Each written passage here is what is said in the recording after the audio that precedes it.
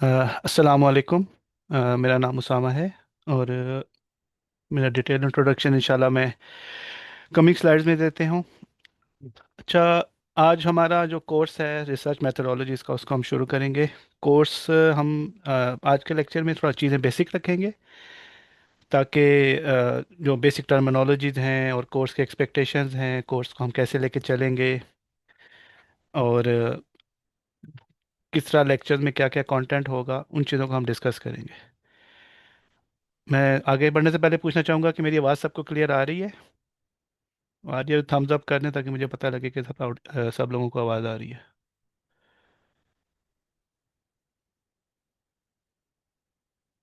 Okay. Okay, good. सो आज का जो सेशन है उसके दो मेन मकासद हैं। पहले तो ओरिएंटेशन के क्या कोर्स में होगा, और उसके बाद इनिशियल इंट्रोडक्शन या इनिशियल कंटेंट जो है उसको हम इंट्रोड्यूस कराएंगे। तो हम आज सीखेंगे क्या? हम बेसिक वेलकम नहीं है। हम कोशिश करेंगे कि जो हमारा आगे जो नेक्स्ट 10 लेक्चर या 5 वीक्स का जो जर्नी है उसको हम एक्सप्लेन करें। और हमारे गोल ये होगा कि आज का लेक्चर का गोल ये होगा कि आप लोग एंड पे अपना कुछ ऐसा जो आपका रिसर्च इंटरेस्ट है, या जो आपको लोगों को जिस चीज़ में आपका इंटरेस्ट है रिसर्च करने में, वो चीज़ जो है वो आप लोग उसमें उसके बारे में कुछ लिख सकें या उसके बारे में कुछ एक्सप्लेन कर सकें। सो शुरू हम करेंगे कि जो कोर्स है वो कैसे चलेगा, उसका स्ट्रक्चर बताएंगे, हमारी एक्सपेक्टेशंस क्या हैं, हमारा जो पर वीक है उसमें चीज़ें कैसे लेके चलेंगे हम उसमें, हर वीक में हम स्टूडेंट से क्या एक्सपेक्ट करेंगे, और क्या क्या एक्टिविटीज़ हम कर सकेंगे। उसके अलावा जनरली जो हमारे जो जो लोग इस कोर्स को जिन्होंने डिज़ाइन किया है और जो इस कोर्स को पढ़ाएंगे उनके बारे में इंट्रोडक्शन होगा। और अटेंडेंस के बारे में, पार्टिसिपेशन, होमवर्क के बारे में डिस्कस करेंगे हम। उसके अलावा जो रिसर्च है उसका मतलब क्या होता है, जो क्योंकि जनरली जब भी रिसर्च की बात आती है तो एक कन्फ्यूजन कह लें, या एक इस किस्म का लोगों को ये समझ नहीं आती कि रिसर्च एक्चुअल में किसको कहा जाता है, जबकि इसमें कोई बड़ी कोई है तो एक इंटरेस्टिंग टॉपिक है, लेकिन ऐसा जितना इसको मुश्किल हवा या इसको रॉकेट साइंस बना दिया गया है, it's not that difficult. Research जो है वो बड़ा बेसिकली सोचने का अंदाज है, उसको हम रिसर्च कहते हैं। इंशाल्लाह इसको हम डिटेल में देखेंगे। और हम अपना जो पहला स्टेप है प्रपोजल की तरफ, उसको हम इंशाल्लाह उसकी तरफ पहला जो कदम होगा वो हम आज इंशाल्लाह लेंगे। तो रिसर्च, ये कुछ कोर्स है, ये क्यों एग्जिस्ट करता है, इस कोर्स का मकसद क्या है? हम अक्सर देखते हैं अपने आप रोज़मर्रा ज़िंदगी में, कभी आप क्लासरूम में हो या कोई किसी हॉस्पिटल या क्लिनिक गए हो, आपस में फैमिली में कोई डिस्कशन हो रही हो, तो हम ये अक्सर देखते हैं सोशल मीडिया पे भी। सबसे बड़ा जो मसला क्या है, सोशल मीडिया पे भी हम अक्सर देखते हैं लोग बड़े बड़े क्लेम्स करते हैं जी कि ये हो गया, ये चीज़ हमें है, ये चीज़ ऐसे है, ये चीज़ ऐसे करनी चाहिए, या ये चीज़ ऐसे नहीं करनी चाहिए। अब सवाल ये बनता है कि लोग क्लेम तो बड़े कॉन्फिडेंस से कर देते हैं। अब उस क्लेम को या उस बात को सच या झूठ साबित करना कैसे कैसे हो सकता है ये? उसके लिए सबसे पहले तो ये हमें समझने की ज़रूरत है कि जब भी कोई क्लेम कर रहा हो, उसके बारे में हम कोई सवाल, कैसा क्वेश्चन उसके बारे में हम कर सकते हैं। तो पहली चीज़ तो ये है कि हमें वो सवालात करने का पता होना चाहिए कि अच्छा, अब एक बंदे ने ये क्लेम किया है, तो उस क्लेम को वेरीफाई करने के लिए या उस क्लेम को अंडरस्टैंड करने के लिए हम उनसे किस किस्म के सवालात कर सकते हैं। अ, वो सरफेस लेवल के सवालात नहीं होंगे, वैसे सवालात होंगे जो बेसिकली उस क्लेम को ज़्यादा गहराई में देखने में मदद करेंगे। उसके बाद हमें एक स्ट्रॉन्गर जजमेंट चाहिए, जिसके लिए हमें शवाहिद चाहिए होते हैं, एविडेंसेस चाहिए होते हैं। वो एविडेंस जो हैं एक आपको बेहतर फैसला करने में मदद देते हैं, चाहे जो भी आपका हो सेटअप, प्रोफेशनल सेटअप है आपका, एकेडमिक या पढ़ाई वाला सेटअप है, या आप day to day normal regular discussions किसी से कर रहे हैं, उसमें भी आपको एक जजमेंट के लिए एविडेंस काफ़ी हेल्पफुल होते हैं। अच्छा, उसके बाद अक्सर ऐसा होता है कि हम जब रिसर्च कर रहे होते हैं, या हम जब भी कोई आर्ग्यूमेंट या कोई भी डिस्कशन कर रहे होते हैं, उसमें बायस आ जाती है, इंफॉर्मेशन जो कि मिस इन्फॉर्मेशन होती है वो उसमें ऐड हो जाती है। तो उसको समझने के लिए हमें एक ऑनेस्ट मेथड की ज़रूरत होती है। ऑनेस्ट मेथड जो है वो अनबायस्ड होता है। और इंटेलेक्चुअली उस जो भी सवाल है, जो भी क्लेम है, उसको किसी भी मेथड के थ्रू हम ऐसे जज करेंगे, ऐसे उसको एनालाइज करते हैं कि वो उसमें हमारा अपना ओपिनियन या हमारी अपनी पसंद नापसंद या कोई रॉ इंफॉर्मेशन या ऐसी इंफॉर्मेशन जो कि असल में सही इंफॉर्मेशन नहीं है उसका उसकी वजह से वो पोल्यूट ना हो जाए, उसकी वजह से वो उसमें उसमें कोई फ़र्क या कोई चेंज ना आ जाए। और इन दी एंड जब आपके पास ये सारा कुछ होगा तो आप एक बड़े कॉन्फिडेंस के साथ बड़े एक स्ट्रक्चर तरीके से अपने स्किल्स को बिल्ड कर सकते हैं, और मे बी इन फ्यूचर जाके आप उसको अपने एकेडमिक वर्क में भी इस्तेमाल कर सकें। सो हमारा हमारा मकसद बेसिकली इस कोर्स को पढ़ाना और डिज़ाइन करने का ये है कि हम इन सब चीज़ों से गुजर सकें। अच्छा, उसके बाद फिर एक और सवाल अभी एक सिस्टर ने भी किया था कि कोर्स किसके लिए, क्या कहाँ पढ़ाया जाता है। हम जनरली तो यही कहा जाता है कि कोर्स जो रिसर्च मेथोडोलॉजी कोर्स हैं ये मास्टर्स या पीएचडी लेवल में जो लोग पढ़ रहे होते हैं उनको कराया जाता है। लेकिन अगर आप दुनिया में बहुत से ऐसे ममालिक जहाँ पे एजुकेशन को प्रॉपर तरीके से पढ़ाया जा रहा है, वहाँ पे जो बच्चे स्कूल में होते हैं या जो कॉलेजेस के अर्ली कॉलेज में होते हैं उनको रिसर्च करने का तरीका सिखाया जाता है। क्योंकि रिसर्च का मतलब ये नहीं है कि आपने जब रिसर्च किया है तो आपने इसी डायरेक्शन में जाना है कि आप मास्टर्स करेंगे, एमफिल करेंगे या पीएचडी करेंगे। रिसर्च बेसिकली वो सारा कुछ बेसिक्स, बेसिकली किसी भी प्रॉब्लम को समझने का तरीका कैसे होता है वो सिखाता है आपको। तो ये जो कोर्स है ये जो मल्टीपल बैकग्राउंड के लोग हैं उनके लिए है। डजेंट मैटर वो किस बैकग्राउंड से हैं, एकेडमिक बैकग्राउंड का क्या है, प्रोफेशनल बैकग्राउंड क्या है, इस it it has nothing to do with that.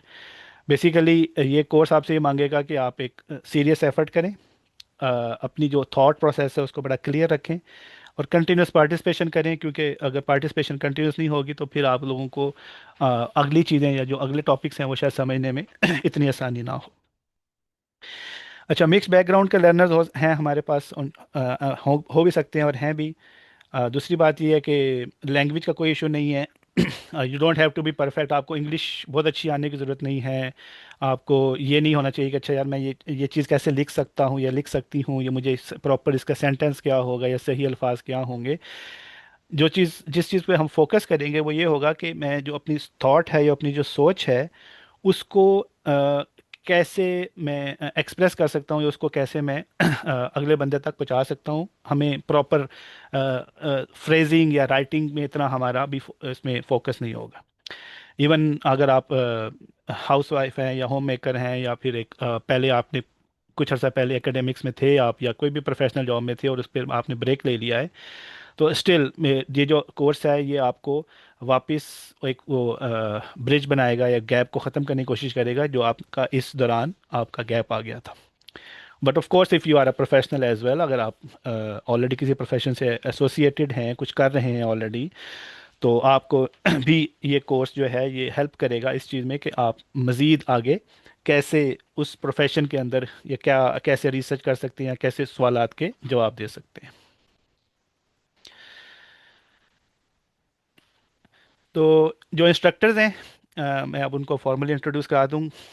दो इंस्ट्रक्टर्स होंगे इस कोर्स में, दोनों ओके। मैं उससे पहले ये बताना चाहूँगा कि इस स्लाइड का मकसद बिल्कुल कोई ब्रैग करना या कोई बताना कि हम कोई बहुत ही आला या ऊंचे लोग हैं, नॉट जस्ट ये बताना। मकसद ये है कि आप लोगों को पता हो कि जिन लोगों से आप पढ़ रहे हैं वो ऐसे एरियाज़ में काम कर चुके हैं या काम कर रहे हैं या ऐसे इंस्टीट्यूट का एसोसिएटेड हैं जहाँ पे प्रैक्टिकली रिसर्च और एकेडमिक्स चल रही है, ताकि आप लोगों को ये कॉन्फिडेंस हो कि जो नॉलेज आपको मिल रहा है, जो चीज़ आप सीख रहे हैं, वो एक लेजिटिमेट और एक ऑथेंटिक सोर्स से सीख रहे हैं।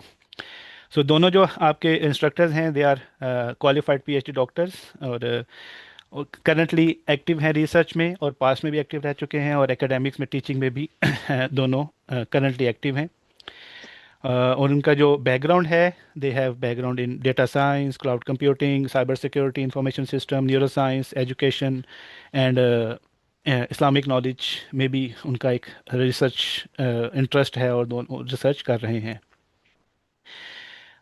उसके बाद अगर इन केस आज के सेशन के बाद या इस कोर्स के बाद भी अगर आपको लगता है कि यू गाइस किसी को ये फील होता है या ये महसूस होता है कि वो एक्स्ट्रा कंसल्टेशन या फिर वो कुछ एक्स्ट्रा डिस्कशन करना चाहते हैं या कुछ ऐसे टॉपिक्स हैं जिनमें उनको जो उनको लगता है कि क्लास के दौरान या हम सेशन के दौरान नहीं कर सके, तो वो हम आप वन टू वन डिस्कशन भी कर सकते हैं। You can drop a message, you can WhatsApp voice note और उसके बेस पे हम डिस्कस कर सकते हैं। अ, जो आपके दोनों इंस्ट्रक्टर्स हैं, both of them have more than 15 years of experience in academia, industry and research. In fact, they are starting a research lab together with some Islamic scholars and as well as some scientific researchers as well. उसके अलावा collaboration Australia, Pakistan, China, Canada, Cuba, US and UK सब में हैं आपके जो instructors हैं उनकी. मेरा नाम डॉक्टर उसामा रियाज है. मेरा बैकग्राउंड एकेडेमिया में भी है, इंडस्ट्री में भी है. EEG, MEG, functional analysis, data analysis, machine learning, neuro informatics, high performance computing, IT, cloud computing, cyber security, data analytics, ये मेरा बैकग्राउंड है. और जो आपके दूसरे इंस्ट्रक्टर हैं डॉक्टर फलाह अब्दुल रज़ाक, उनका जो बैकग्राउंड है वो भी वो ब्रेन डेटा साइंस में है, कॉजल इन्फरेंस स्टडीज़ में है, machine learning and statistical analysis में है, ईईजी और क्यूईजी बेस्ड ब्रेन रिसर्च में है. उसके बाद कॉग्निशन, ब्रेन डिसफंक्शन या ब्रेन के जो प्रॉब्लम्स होते हैं उनको आइडेंटिफाई करने के लिए, और न्यूरो इन्फॉर्मेटिक्स, बायोमेडिकल डेटा, और जो मेडिकल इमेजिंग लाइक एमआरआई वगैरह है उन पे उन्होंने काफ़ी रिसर्च भी की हुई है. और इस कोर्स के बाद भी अगर आपको फ्यूचर में लगता है कि आप अपना जो रिसर्च का जो जर्नी है वो आप लेके जाना चाहते हैं आगे, अगर आप चाहते हैं कि आपका जो रिसर्च जर्नी है वो कंटिन्यू रहे और आप एडवांस रिसर्च में जाना चाहते हैं, तो of course you are always welcome to coordinate with us, to collaborate with us. हम मिल के काम कर सकते हैं. हम मिल के रिसर्च जिस एरिया में, जिस डोमेन में आप करना चाहते हैं, इट हैज़ नॉट टू, ज़रूरी नहीं है कि जो डोमेन्स हमारी करंट हैं उसमें हो. Across across the domain, even अगर आप रिलीजियस इस्लामिक रिसर्च भी करना चाहते हैं तो of course we are always open for collaboration. And that is not, ये सारा कुछ कहने का मकसद ये नहीं है कि हम कोई आपको किसी कोर्स में एनरोल करने या इनवाइट करने के लिए कन्विंस कर रहे हैं, या आप लोगों को ये सारा कुछ ऐसा कुछ कहना चाह रहे हैं. अच्छा जी, जो आपका जो कोर्स है वो 10 वीक्स का कोर्स है. हर वीक में आपके दो लेक्चर, सॉरी 5 वीक्स का कोर्स है. हर हर वीक में आपके 2 लेक्चर्स होंगे, तो टोटल 10 लेक्चर्स बनेंगे. पहला जो लेक्चर है उसमें हम बेसिकली आपके एरियाज ऑफ इंटरेस्ट जो हैं उनको हम एक्सप्लोर करेंगे और उनको हम नैरो डाउन करने की कोशिश कर, उनको हम एक्सप्लोर करेंगे. उसके बाद जो आपका लेक्चर 2 होगा उसमें हम अपने जो इनिशियल जो एरियाज ऑफ इंटरेस्ट था उसकी बेस पे हम कोशिश करेंगे कि जो टॉपिक है उस पर थोड़ा सा मज़ीद फोकस किया जा सके, उस पर ज़्यादा फोकस करें. और एक जो आपका स्पेसिफिक टॉपिक है उस पे हम पहुँचें, और फिर उसके बाद उस टॉपिक के अंदर से हम कोई प्रॉब्लम आइडेंटिफाई करें, कोई ऑब्जेक्टिव ढूंढें, कोई गोल ढूंढें, और कोई ऐसे सवालात ढूंढें जिनको फिर हम उन जिनके जवाबात ढूंढने की एविडेंस के साथ और प्रॉपर रिसर्च के मेथड के साथ उनका जवाब ढूंढने की कोशिश करें फ्यूचर में. उसके बाद आप अपनी जो सोर्सेज हैं, जिन सोर्सेज के थ्रू आप डेटा इकट्ठा करना चाहेंगे या अपने सवालात का जवाब ढूंढना चाहेंगे, वो इकट्ठी करेंगे. उसके बाद हम लिटरेचर रिव्यू करेंगे, प्रॉपर एक जिसे फॉर्मल लिटरेचर रिव्यू कहा जाता है. लिटरेचर रिव्यू नॉर्मली ये होता है कि आपने जो ऑलरेडी काम हुआ हुआ है उसको उसमें से अपने जो टारगेट प्रॉब्लम है उसके बारे में इंफॉर्मेशन कैसे निकालनी है. इंशाल्लाह उसको हम डिटेल में जब वो आएगा तब हम डिस्कस करेंगे. उसके बाद लेक्चर जो 6 होगा उसमें हम ये डिसाइड करेंगे कि हमने किस तरह हम एक रिसर्च अप्रोच और एक जो इंक्वायर करना होता है एक प्रॉब्लम को, उसके बारे में हम एक फॉर्मल अप्रोच को कैसे बनाया जा सकता है वो डिसाइड कैसे करते हैं वो देखेंगे. उसके बाद रिसर्च में एक जो सबसे one of the biggest thing होती है या सबसे बड़ा काम जो करना होता है वो डेटा कलेक्शन का भी होता है. तो डेटा कैसे कलेक्ट करना है, अगर आपके पास डेटा कलेक्ट करने का कोई तरीका नहीं है तो उसको हम ऑलरेडी जो एग्जिस्टिंग डेटा है उसकी बेस पे कैसे काम किया जा सकता है उसको इंशाल्लाह हम काफ़ी डिटेल में देखेंगे. फिर हम डेटा कलेक्शन जब आपकी हो जाती है उसके बाद आप देखते हैं कि उस डेटा के अंदर से हमने कोई एक ख़ास ग्रुप के लोग, या एक जब डेटा कलेक्ट करते हुए हमने ख़ास ग्रुप के लोग जो हैं उनको उनका डेटा कलेक्ट करना है, उनके बारे में हमें इंफॉर्मेशन चाहिए. या फिर बीच में फिर एथिक्स भी आ जाती है कि आपको जब लोगों का डेटा आपके पास हो तो उसमें काफ़ी सारे एथिकल कंसर्न भी आ जाते हैं कि आपके पास जब इतनी सारी इन्फॉर्मेशन हो तो आप उसको मिसयूज़ भी कर सकते हैं. या आप जब डेटा कलेक्ट कर रहे हैं तो आप लोगों को बताएं कि हम आपका डेटा इसलिए कलेक्ट कर रहे हैं और उस डेटा में से हम ये काम करेंगे. उस डेटा की क्वालिटी को और उसके लिमिटेशन को देखेंगे. उसके बाद फिर लेक्चर 9 में हम देखेंगे कि एनालिसिस जो है डेटा का उसको कैसे प्लान किया जा सकता है. और जब भी डेटा को आप या डेटा को आप समझ रहे होते हैं या उसको एनालाइज कर रहे होते हैं तो आपके पास एक ऑलरेडी आपका आइडिया होता है, आपकी एक्सपेक्टेशंस होती हैं कि अच्छा यार मैंने ये डेटा कलेक्ट किया है, और जो मेरा इनिशियल प्रॉब्लम जो हमने ये 3 और 4 लेक्चर में करेंगे, लेक्चर 3 में ये करेंगे, तो आपकी एक एक्सपेक्टेशन होती है कि मेरा अगर ये डेटा है तो उससे मुझे मोस्ट प्रोबेबली ऐसा जवाब मिलना चाहिए, या फिर ऐसी मेरी फाइंडिंग होनी चाहिए। तो वो एक्सपेक्टेड फाइंडिंग्स आप देखेंगे, और उसके बाद फिर फर्दर वो एक्सपेक्टेड फाइंडिंग्स आपकी एक्चुअल में वैसी होती हैं या नहीं होती, वो फिर फ्यूचर में देखा जा सकता है। और इन द एंड हमारा इरादा ये होगा कि हम कोई एक छोटा सा proposal, of course it will not be a comprehensive proposal, वो कोई ऐसा बहुत मुश्किल बहुत एक जामे किस्म का प्रपोजल नहीं होगा, एक बेसिक सा प्रपोजल, ताकि आपको समझ आ जाए कि अच्छा रिसर्च आइडिया को हम एक प्रपोजल की फॉर्म में कैसे एक्सप्लेन कर सकते हैं और कैसे उसको हम प्रेजेंट कर सकते हैं। तो वो हमारा इंशाल्लाह एंड गोल होगा कि हम जो वीक 10 है उसमें या कि एक प्रेजेंटेशन रख ली जाए, या कोई प्रपोजल सबमिशन रख लिया जाए, या कुछ ऐसा। इंशाल्लाह वो जैसे जैसे हमारे लेक्चर आगे चलेंगे हम उस चीज़ पे बिल्ड करेंगे, तो फिर वो भी फाइनल हो जाएगा कि आखिर वीक में हम क्या रखा जाए, क्या किया जाए। अच्छा जी, कुछ चीज़ें जो मैं बताना चाहूँ या मैं उन पर ज़्यादा एम्फसाइज करना चाहूँगा, क्योंकि ये एक कोर्स ऐसा है कि जो बिल्ड करेगा, बेसिक्स होंगी, उन बेसिक्स के ऊपर हम बिल्ड करते जाएंगे। तो कुछ ऐसी सॉरी, कुछ ऐसी रिकमेंडेशंस हैं जो कि आप बहुत ज़रूरी हैं। अटेंडेंस, हमारी कोशिश होगी कि 80% अटेंडेंस हो। ऐसा नहीं है कि अगर 80% अटेंडेंस नहीं होगी तो आप लोगों को फेल कर दिया जाएगा, या आप लोगों को इस कोर्स में एंट्री नहीं दी जाएगी। लेकिन ये इसलिए ज़रूरी है कि आप लोग, क्योंकि अटेंडेंस जितनी ज़्यादा होगी उतना आपको इस कोर्स को समझने में, और जो हमारे एवेंचुअल गोल्स हैं, आखिरी गोल्स हैं, उनको समझने में आसानी होगी। क्योंकि अगर आप 2 लेक्चर भी मिस करेंगे, या उससे ज़्यादा, 2 या उससे ज़्यादा लेक्चर मिस करेंगे, तो आपकी इवेंचुअली जो प्रपोजल हम बनाना चाह रहे हैं उसकी जो क्वालिटी है वो काफ़ी ज़्यादा इफेक्ट होगी। तो इट्स बेटर कि आप, क्योंकि आज पहला लेक्चर है, अभी हम शुरू कर रहे हैं, और हम ज़्यादा पेस भी नहीं आज के लेक्चर में रखेंगे, हम ज़्यादा चीज़ों की डेप्थ भी नहीं रखेंगे। तो आप सोच लें, आप थोड़ा सा एनालाइज कर लें आज के कंटेंट को भी देख के, और हमारे जो फ्यूचर गोल्स हैं उनको भी देख के, कि इंशाल्लाह आप एटलीस्ट 80% अटेंडेंस रखें, ताकि जो हम एक्चुअल गोल्स हैं उनको अचीव कर सकें। अच्छा, जिसके बाद जो पार्टिसिपेंट्स हैं उनसे क्या एक्सपेक्टेशंस हैं, उनसे हम क्या एक्सपेक्ट करते हैं कि जो हर सेशन है वो पिछले पे बिल्ड किया जाएगा। जैसा कि मैंने आपको पिछली स्लाइड में भी दिखाया था कि हर जो सेशन है वो अगले सेशन के लिए बेस बनाएगा, और फिर ऐसे so on and so fourth हम आगे चलते जाएंगे। तो इसलिए बेहतर है कि आप एक्टिव पार्टिसिपेशन करें। एक्टिव पार्टिसिपेशन से क्या मुराद है कि जो हम एक्टिविटी डिज़ाइन की है हमने, उस उन एक्टिविटीज़ को एक्चुअल में करें, उन एक्टिविटीज़ को परफॉर्म करें। जो जो हमने आपको टूल्स, कोई ऐसे मुश्किल टूल्स नहीं होंगे, या जो जो इक्विपमेंट आपको कहा है वो अपने पास ज़रूर रखें। नॉर्मली क्या होता है, जब भी मैं भी कोई क्लास लेता हूँ या कहीं पे भी कोई सेशन अटेंड करता हूँ, तो मेरी कोशिश होती है कि मैं अपने पास ऐसी कोई चीज़ रखूँ जिससे मैं एटलीस्ट लेक्चर के बेसिक नोट्स ले लूँ, कोई पेपर पेन हो जाए या क्या चीज़ें हो जाए। वो इंशाल्लाह हम अगले स्लाइड में बताएंगे कि क्या चीज़ें बेसिकली रिकमेंडेड हैं, और क्या आप आगे फर्दर उसमें ऐड कर सकते हैं, क्या चीज़ें बेहतर, मज़ीद बेहतर कर सकती हैं आपकी नोट्स गैदरिंग को। एक्टिव पार्टिसिपेट करें, सारी एक्टिविटीज़ को प्रॉपरली परफॉर्म करें, जो डिस्कशन है डिस्कशन करें, अपने क्वेश्चंस पोस्ट करें, सेशन के एंड पे सवालात करें। जितना आप इंटरेक्ट करेंगे, जितना आप इंक्वायर करेंगे, जितने सवालात करेंगे, उतना हमारा सेशन जो है वो ज़्यादा बेहतर होगा, और उतना उसमें से आप ज़्यादा चीज़ें सीख भी सकेंगे। अगेन, अंगेज करें क्लास एक्टिविटीज़ में, ऑल एक्सरसाइजेज जो हम कर रहे हैं वो परफॉर्म करें, सवालात पूछें, जितने मर्ज़ी सवालात पूछें, but at at the same time वो एक्सपेक्ट के जो सवालात हैं वो रिस्पेक्ट के और दायरे में पूछे जाएं। और जो ग्रुप डिस्कशन होंगी, मे बी हम हर सेशन के एंड पे रखेंगे, उन डिस्कशन में आप पार्टिसिपेट करें।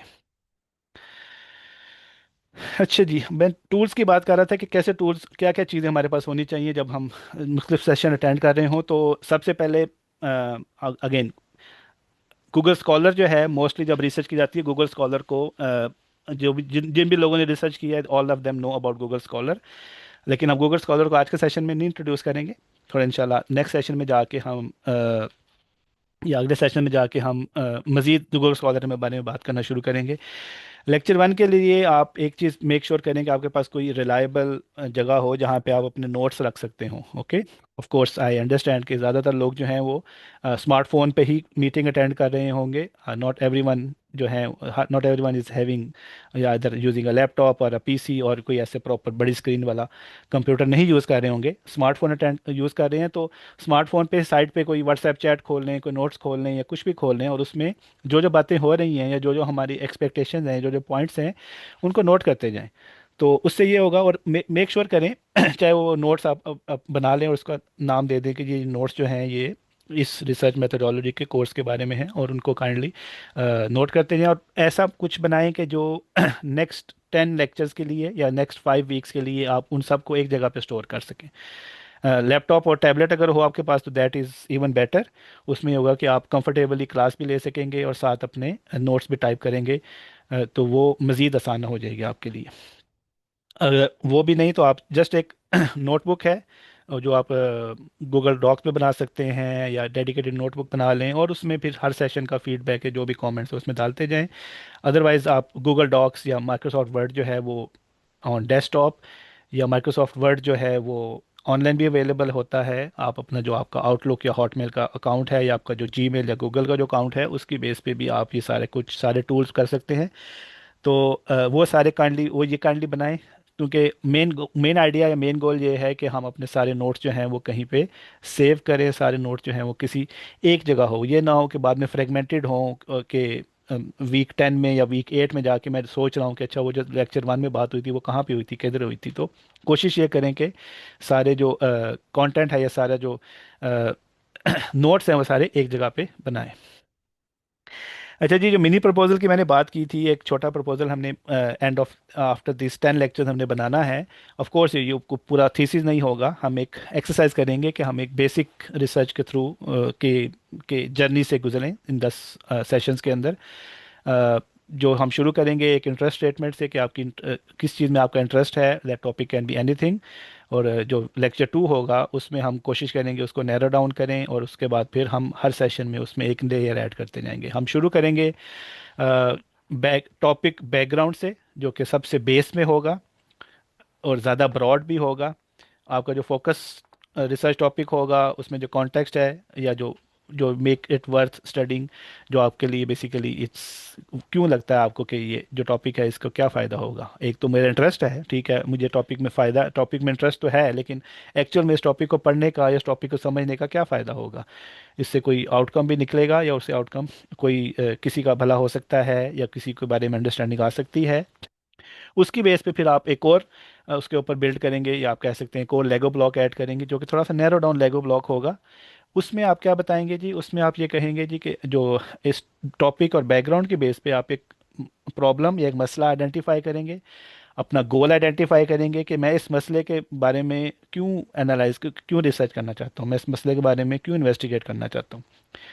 वो आपका गोल होगा या एम होगा, और फिर उसके बेस पे आपके सवालात जन्म लेंगे कि अच्छा जी इसमें से कैसे सवालात मैं पूछ सकता हूँ, कैसे सवालात हैं जो पूछने चाहिए, क्या सही सवालात कौन से हैं जो कि एक्चुअल में इस टॉपिक के बारे में होने चाहिए।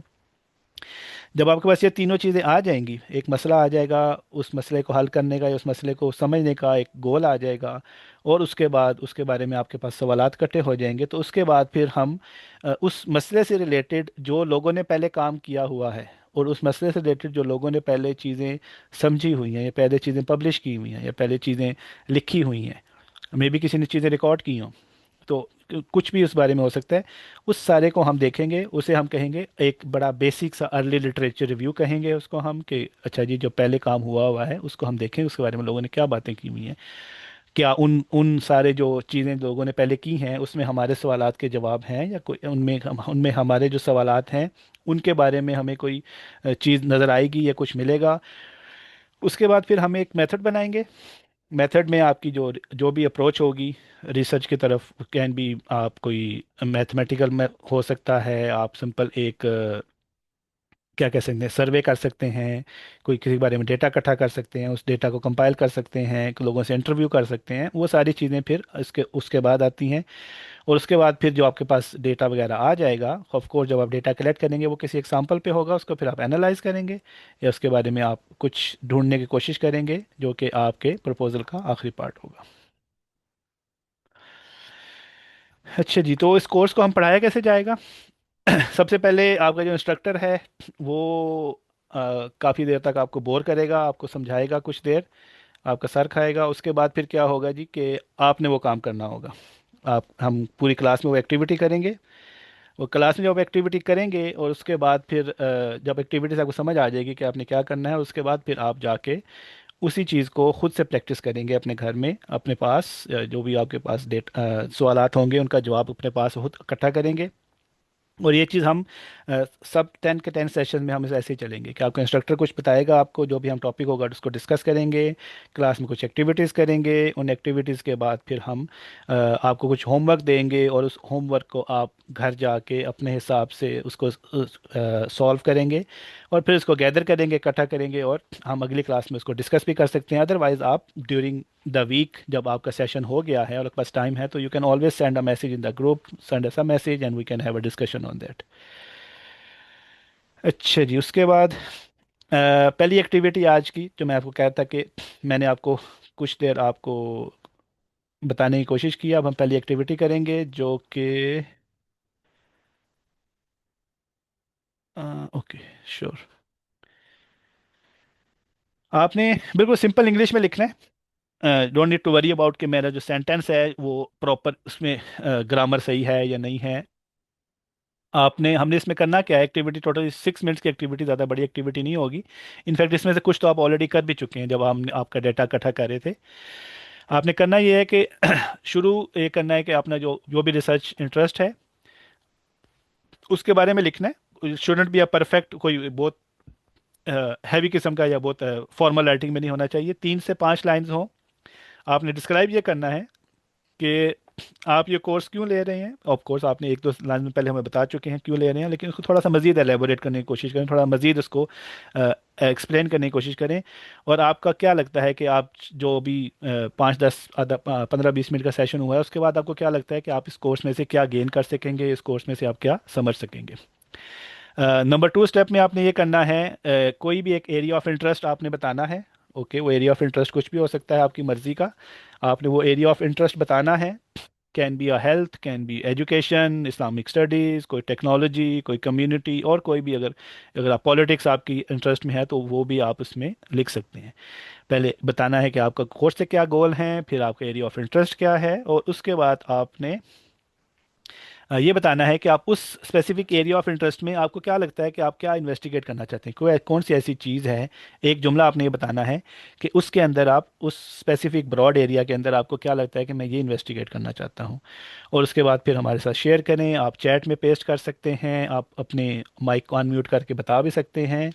मैं आपको एक सॉरी मैं आपको एक सैम्पल दे देता हूँ कि क्या हो सकता है। फॉर एग्जांपल आप ये कह सकते हैं कि I want to learn research because I hear many health claims in my family WhatsApp groups and I actually want to know how to check those claims responsibly। मिसाल के तौर पे मेरे जो फैमिली ग्रुप्स हैं उनमें लोग बड़े बड़े क्लेम्स करते हैं, ओके, कि ये जो है इस एक्स वाई जी इंग्रेडिएंट से ये मसले हल हो जाते हैं, क्या ऐसे वाकई होता है कि नहीं होता, और मैं उसको एक्चुअली रिस्पॉन्सिबली हल करना चाहता हूँ। और उसके अलावा आप ये कह सकते हैं कि मैं मिस इन्फॉर्मेशन के बारे में कुछ कह सकते हैं। बेसिकली कोई भी आप एरिया ऑफ इंटरेस्ट चूज़ करें, उसमें आप स्पेसिफिकली किस टॉपिक को इन्वेस्टिगेट करना चाहते हैं और उसके बारे में आप ने एक एक सेंटेंस लिखना है। 6 मिनट्स हैं, अभी क्या टाइम हुआ है, अभी टाइम हुआ है 4:38। तो 4:44 पे तक टाइम है। आप थोड़ा सोचें, उसमें लिखें और फिर अपने आइडियाज़ में यहाँ शेयर करें। तो बेसिकली आपने ये सोचना है कि आई एम इंटरेस्टेड इन, जैसे आपने कुछ जुमले यूज़ करने हैं कि मैं इस चीज़ में इंटरेस्टेड हूँ, या मैं ये चीज़ समझना चाहता हूँ, या फिर ये चीज़ इसलिए ज़रूरी है, या ये चीज़ को जवाब देना इसलिए ज़रूरी है, या इस चीज़ को इन्वेस्टिगेट करना इसलिए ज़रूरी है।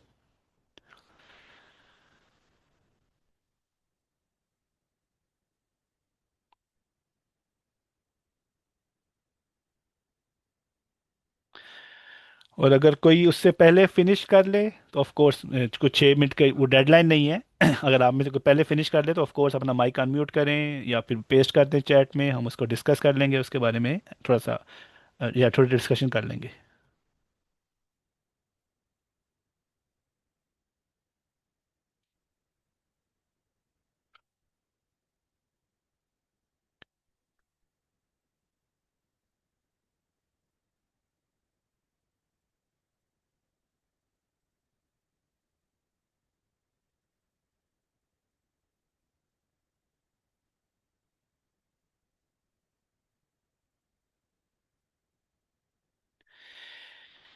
Okay, I think we have one message. अगर आपने कुछ कर लिया है, जी उर्दू में भी लिख सकते हैं, कोई मसला नहीं, जो मर्ज़ी आपकी, जो आपको कंफर्टेबल है उसमें लिखें। अगेन मैंने आपको शुरू में बताया था कि कोई ज़रूरत नहीं इंग्लिश के बारे में परेशान होने की।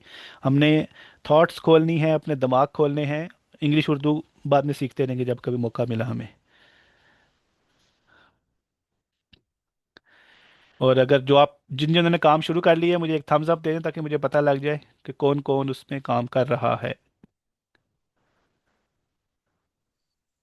अस्सलाम वालेकुम। सनोबर का। वालेकुम सलाम जी आयशा। मैं ऐसे बता देती हूँ।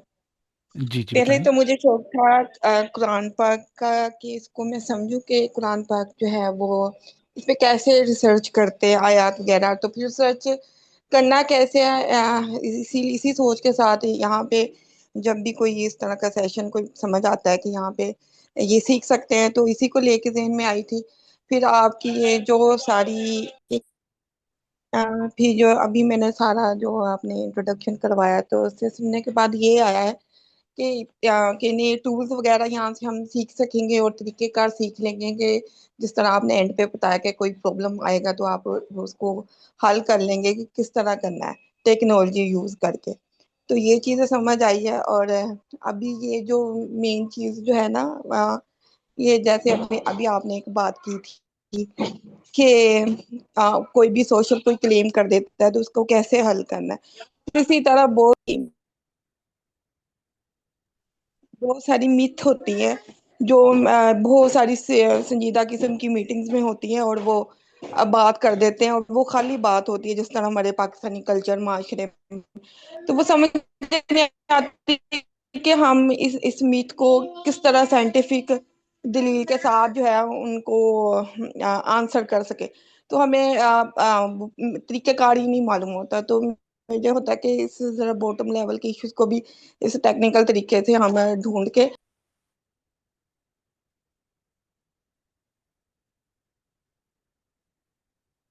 सॉरी, क्या डिस्कनेक्ट हो गई आयशा, क्या हुआ?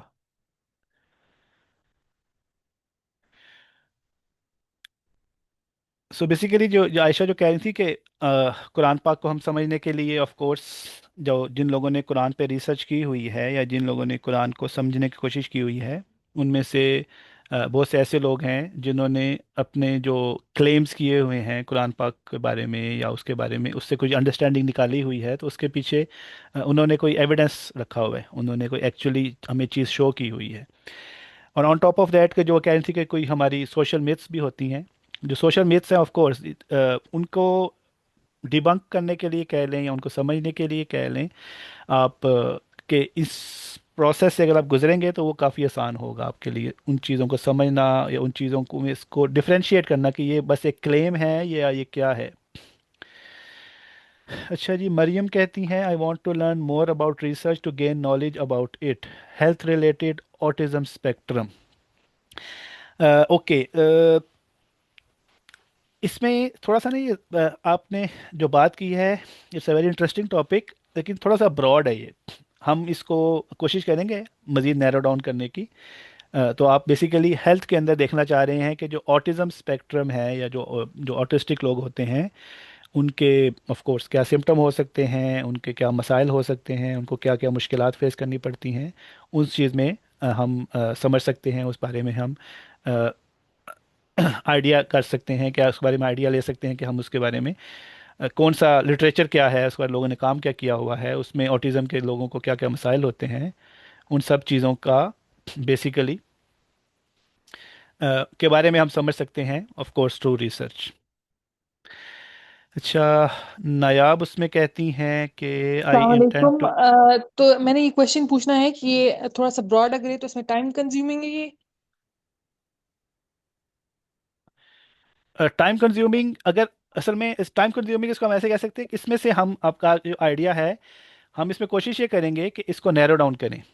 ठीक है, हम इंशाल्लाह जी। अगले जो एक्टिविटीज़ करेंगे उसमें हम इंशाल्लाह इसको फिर कोशिश करेंगे कि नैरो डाउन करें कि आप विद इन ऑटिज़म आप किन चीज़ों पे फोकस करना चाहती हैं, ऑटिस्टिक पेशेंट्स के जैसे सिम्टम्स जी, को, फूड पे, ऑटिस्टिक पेशेंट्स एनवायरनमेंट के पे, इस तरह कोई अगर कोई मसाइल चीज को। सेलेक्ट करें हम लोग। जी, उनमें से कोई फिर फर्दर उसको हम नैरो डाउन करेंगे और फिर उस पे जाके हम सही। थोड़ी सी इन्वेस्टिगेशन करेंगे। सही। हाँ जी। अच्छा, नायाब कहती हैं, intent to investigate how certain claims influenced by feminism and liberalism have shaped interpretations of Islamic principles and how to present this analysis clearly, convincingly.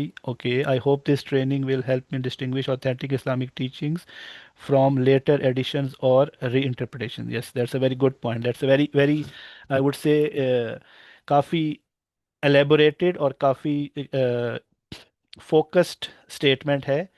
इसको आई एग्री, हम रिसर्च मेथोडोलॉजी को यूज़ करके इन चीज़ों को हम फाइंड आउट कर सकते हैं, इन चीज़ों को समझ सकते हैं। और अगेन जो आपने कहा है, जो एडिशंस हैं और री इंटरप्रिटेशंस हैं, उनको हम कैसे सेग्रीगेट कर सकते हैं, जो कि एक्चुअल टेक्स्ट था या ओरिजिनल टेक्स्ट था।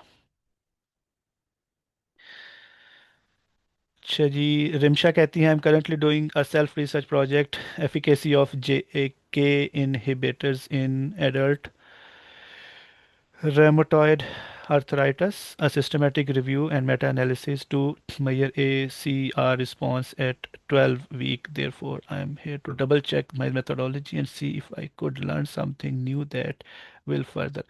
Okay, Rimsha, in your case, I think mm, this is a little too basic course.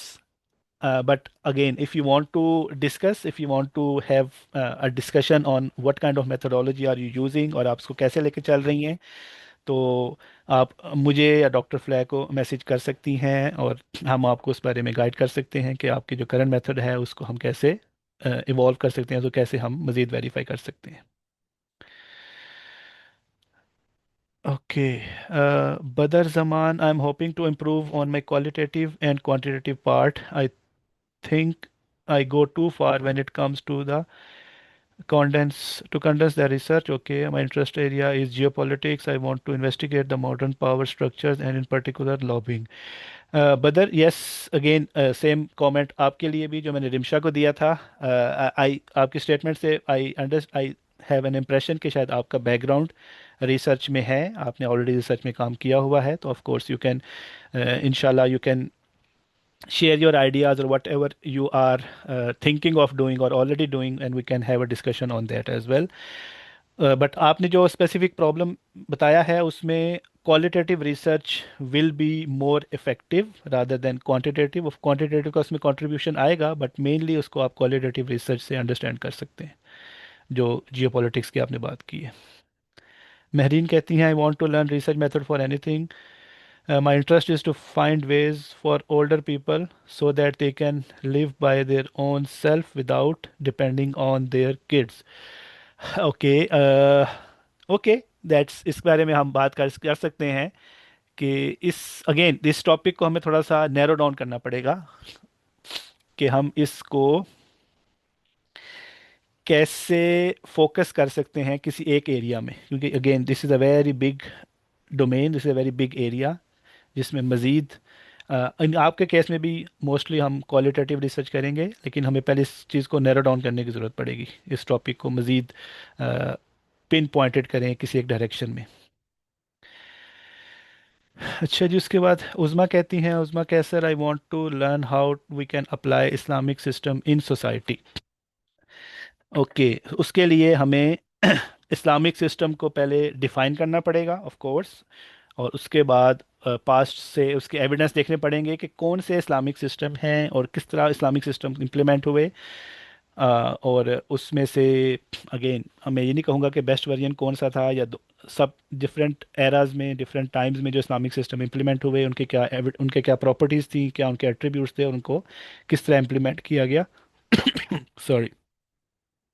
और उसके बाद फिर हम अगेन इसको भी हम नैरो डाउन कर सकते हैं, आपके टॉपिक को भी। But yeah it's a good interesting topic as well. I want to understand, Hajra कहती हैं, I want to understand research papers because they are hard to make sense of. I understand how research is done, how researchers think, look at the problem and approach it. I believe I can achieve that understanding. I'm mostly interested in psychology to understand why people behave the way they do. Connected to it, I'm interested on how brain neurology influence and causes behavior. I'm not clear about what I would like to investigate, but mostly people's choice of negative and yes. आपने अपने question का जवाब अपने comment में ही दिया है कि you need to again narrow down आपका topic is combination of 2-3 topics and a little broad, we can narrow it down and decide कि हम आपका जो प्रपोजल है उसमें किस पे काम कर सकते हैं by during these 10 sessions. Okay, doctor फ्ले आप कुछ ऐड करना चाहेंगे इसमें जो आखिरी नेक्स्ट कमेंट्स हैं? अनम, रिमशा, रिमशा ने तो बता जवाब दे दिया है। अनम कहती हैं how AI agents are making better purchase decisions, how websites are adapting better to marketing strategies. Yes, this is again an advance level of research जो जिसपे काफ़ी सारा काम हुआ हुआ है ऑलरेडी। मैं सामा कुछ ऐड करूं? Yes please.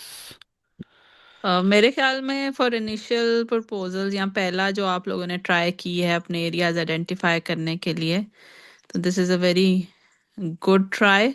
और अब हम जो आगे 10 सेशंस हैं उसमें आपने ये वाले जो ये लिखा है आज आपने इसको अपने पास सेव रखें, और इसको हम नैरो डाउन करके इम्प्रूव करते जाएंगे, और इंशाल्लाह फिर जो भी स्टेजेस हैं उनसे हम गुजरते जाएंगे। तो topics are very diverse, very interesting.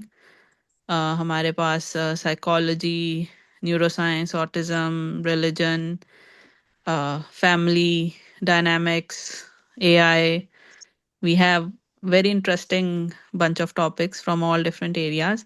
So बस ये जो आपने आज लिखे हैं 3-4 लाइनें, इनको अपने पास रिटेन करें, और आहिस्ता आहिस्ता जैसे जैसे उसामा पढ़ाते जाएंगे तो इनको हम पॉलिश और रिफाइन करते जाएंगे। एक ब्रॉडर टॉपिक का मसला ये होता है कि जब भी रिसर्च होती है the question needs to be very very specific, that's the only way you can answer. For example आप भी अगर घर में हैं और कोई बच्चा अगर आपसे सवाल करे कि जी अ, अम्मी आप क्या उसे कहते हैं, अम्मी वो कहाँ है, तो दैट्स आपको नहीं जवाब आएगा कि अब वो कहाँ है का क्या मतलब है। You want to answer someone, you need some very specific question कि वो का क्या मतलब है, कहाँ का क्या डायनामिक्स है। तो बिल्कुल ऐसे ही रिसर्च में भी जब आप क्वेश्चन करते हैं तो question need to be very specific. ऐसा नहीं है कि आप ब्रॉडर एरियाज टारगेट नहीं कर सकते, but you have to do it step by step.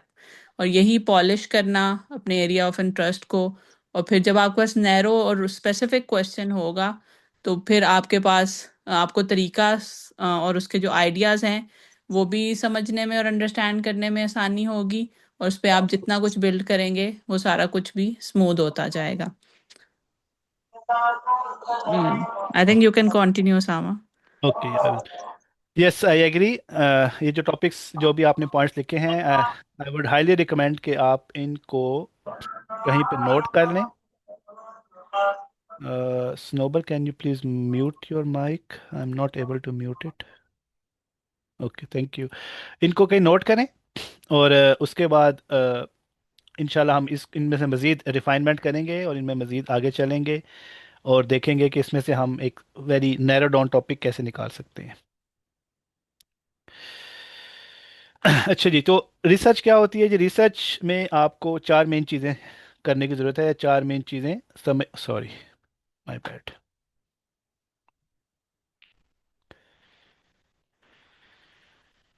सबसे पहले आपके पास एक क्लियर क्वेश्चन होना चाहिए, क्लियर एक सवाल होना चाहिए। उसके बाद एक आपके पास मेथड, कोई आपने ऑलरेडी जो मेथड लिटरेचर में से और जो पास्ट में से लोगों ने जो किए हैं मेथड, उनमें से आपने रिफाइन करके एक मेथड ऐसा निकाला है जो कि आपके सवाल का जवाब देगा आपको। उसकी बेस पे, इस मेथड की बेस पे आप कोई एविडेंस निकालेंगे। जो एविडेंस है वो आपको ये बताएगा कि ये जो सवाल जो आपने शुरू में किया था और उसको जवाब देने के लिए आपने कोई मेथड लगाया है, एक्चुअली उसमें से कोई एविडेंस निकला है, आपके पास कोई एविडेंस आया है। और उस बेसिकली एविडेंस जब आपके पास आएगा उसको आप ऑफ कोर्स देखने के लिए कि ये एविडेंस इस सवाल का जवाब दे रहा है कि नहीं, आप उसका एविडेंस का एनालिसिस करेंगे, उस एविडेंस को समझेंगे। एविडेंस को आप रिजेक्ट भी कर सकते हैं, हमेशा ये नहीं हुआ कि आपको जो एविडेंस आया है वो हमेशा फ़ायदा मंद हो या हमेशा ठीक हो।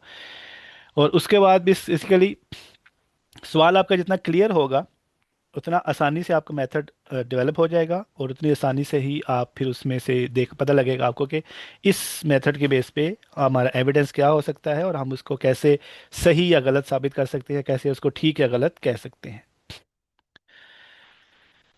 अच्छा जी, रिसर्च क्या नहीं होती, हमें समझने के साथ साथ कि रिसर्च क्या होती है, हमें ये भी समझना ज़रूरी है कि क्या चीज़ जो है वो रिसर्च नहीं होती।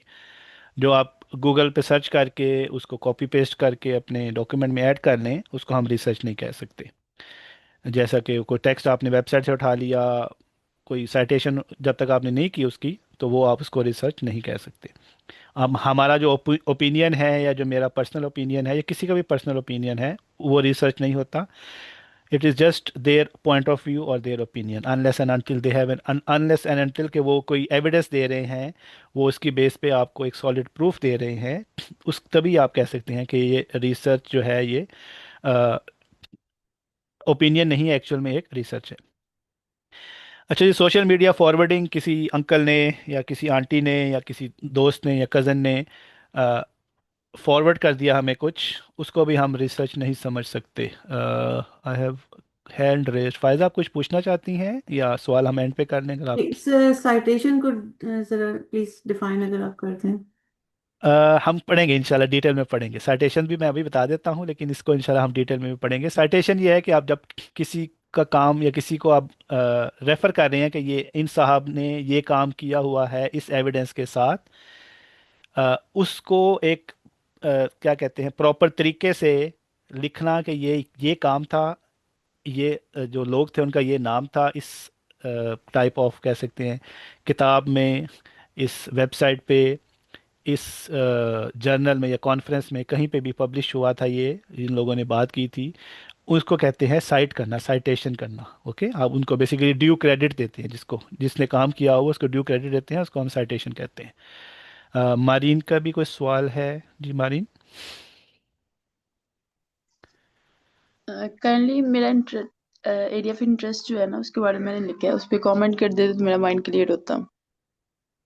चल मैं प्रेजेंटेशन के एंड पे कर दूं comment. It's okay okay. Okay, thank you. Okay, जो मैं कह था कि मैसेज जो फॉरवर्ड होते हैं, उनको भी हम रिसर्च नहीं कह सकते। किसी के हमने कोट्स अगर इकट्ठे कर लिए, किसी के अकवाले ज़रिए इकट्ठे कर लिए, तो वो उनका अगेन ओपिनियन है, वो उनको हम रिसर्च भी नहीं कह सकते। और जो ऑलरेडी हम बिलीव करते हैं, और या उसको जो हमें ऑलरेडी लगता है कि ये सही है, कि उसके बारे में जम्पशंस हैं, हम उसको भी हम एक रिसर्च नहीं कह सकते। रिसर्च बेसिकली एविडेंस के साथ हमेशा पेश की जाती है। अच्छा जी, उसके बाद शाजिया ने सवाल पूछा। जी शाजिया, क्या क्वेश्चन है आपका? जी, मेरा सवाल ये है कि फिर हम लोग अगर सारी चीजें अगर हम रिसर्च करने बैठते हैं, तो हमें तो अगर हम अपने रिसर्च मतलब अब हर जगह लाइब्रेरी तो नहीं जाएंगे, आप किताबों से देखेंगे या अपने गूगल पे जाएंगे और इधर ही जाके सर्च करेंगे, तो वो भी तो किसी का ओपिनियन है या वो किसी की बात ही वहां पे लिखी हुई है।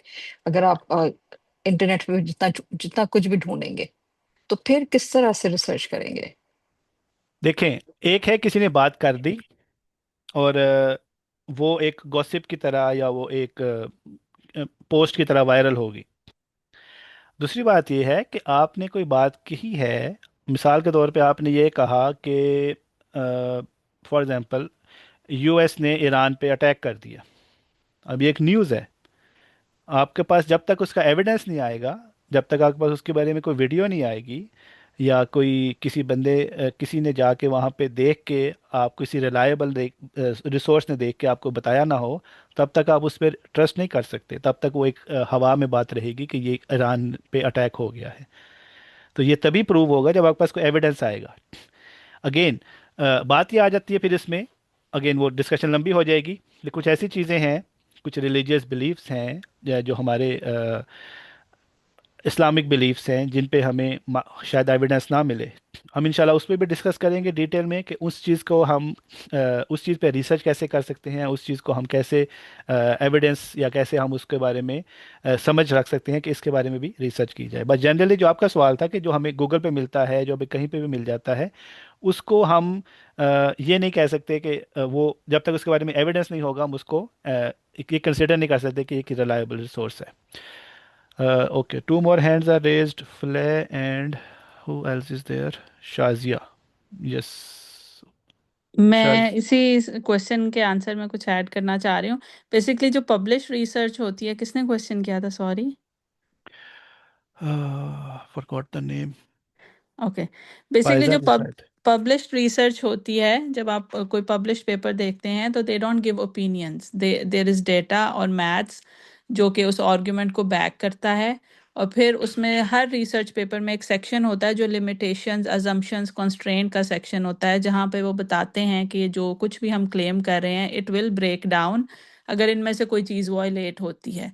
तो जो इस तरह की जब चीज़ें रिपोर्ट होती हैं, साइंस उसी को रिसर्च मानती है, साइंस ओपिनियन को रिसर्च नहीं मानती। हम रिसर्च का वर्ड जो है बड़ा कैजुअली यूज़ करते हैं।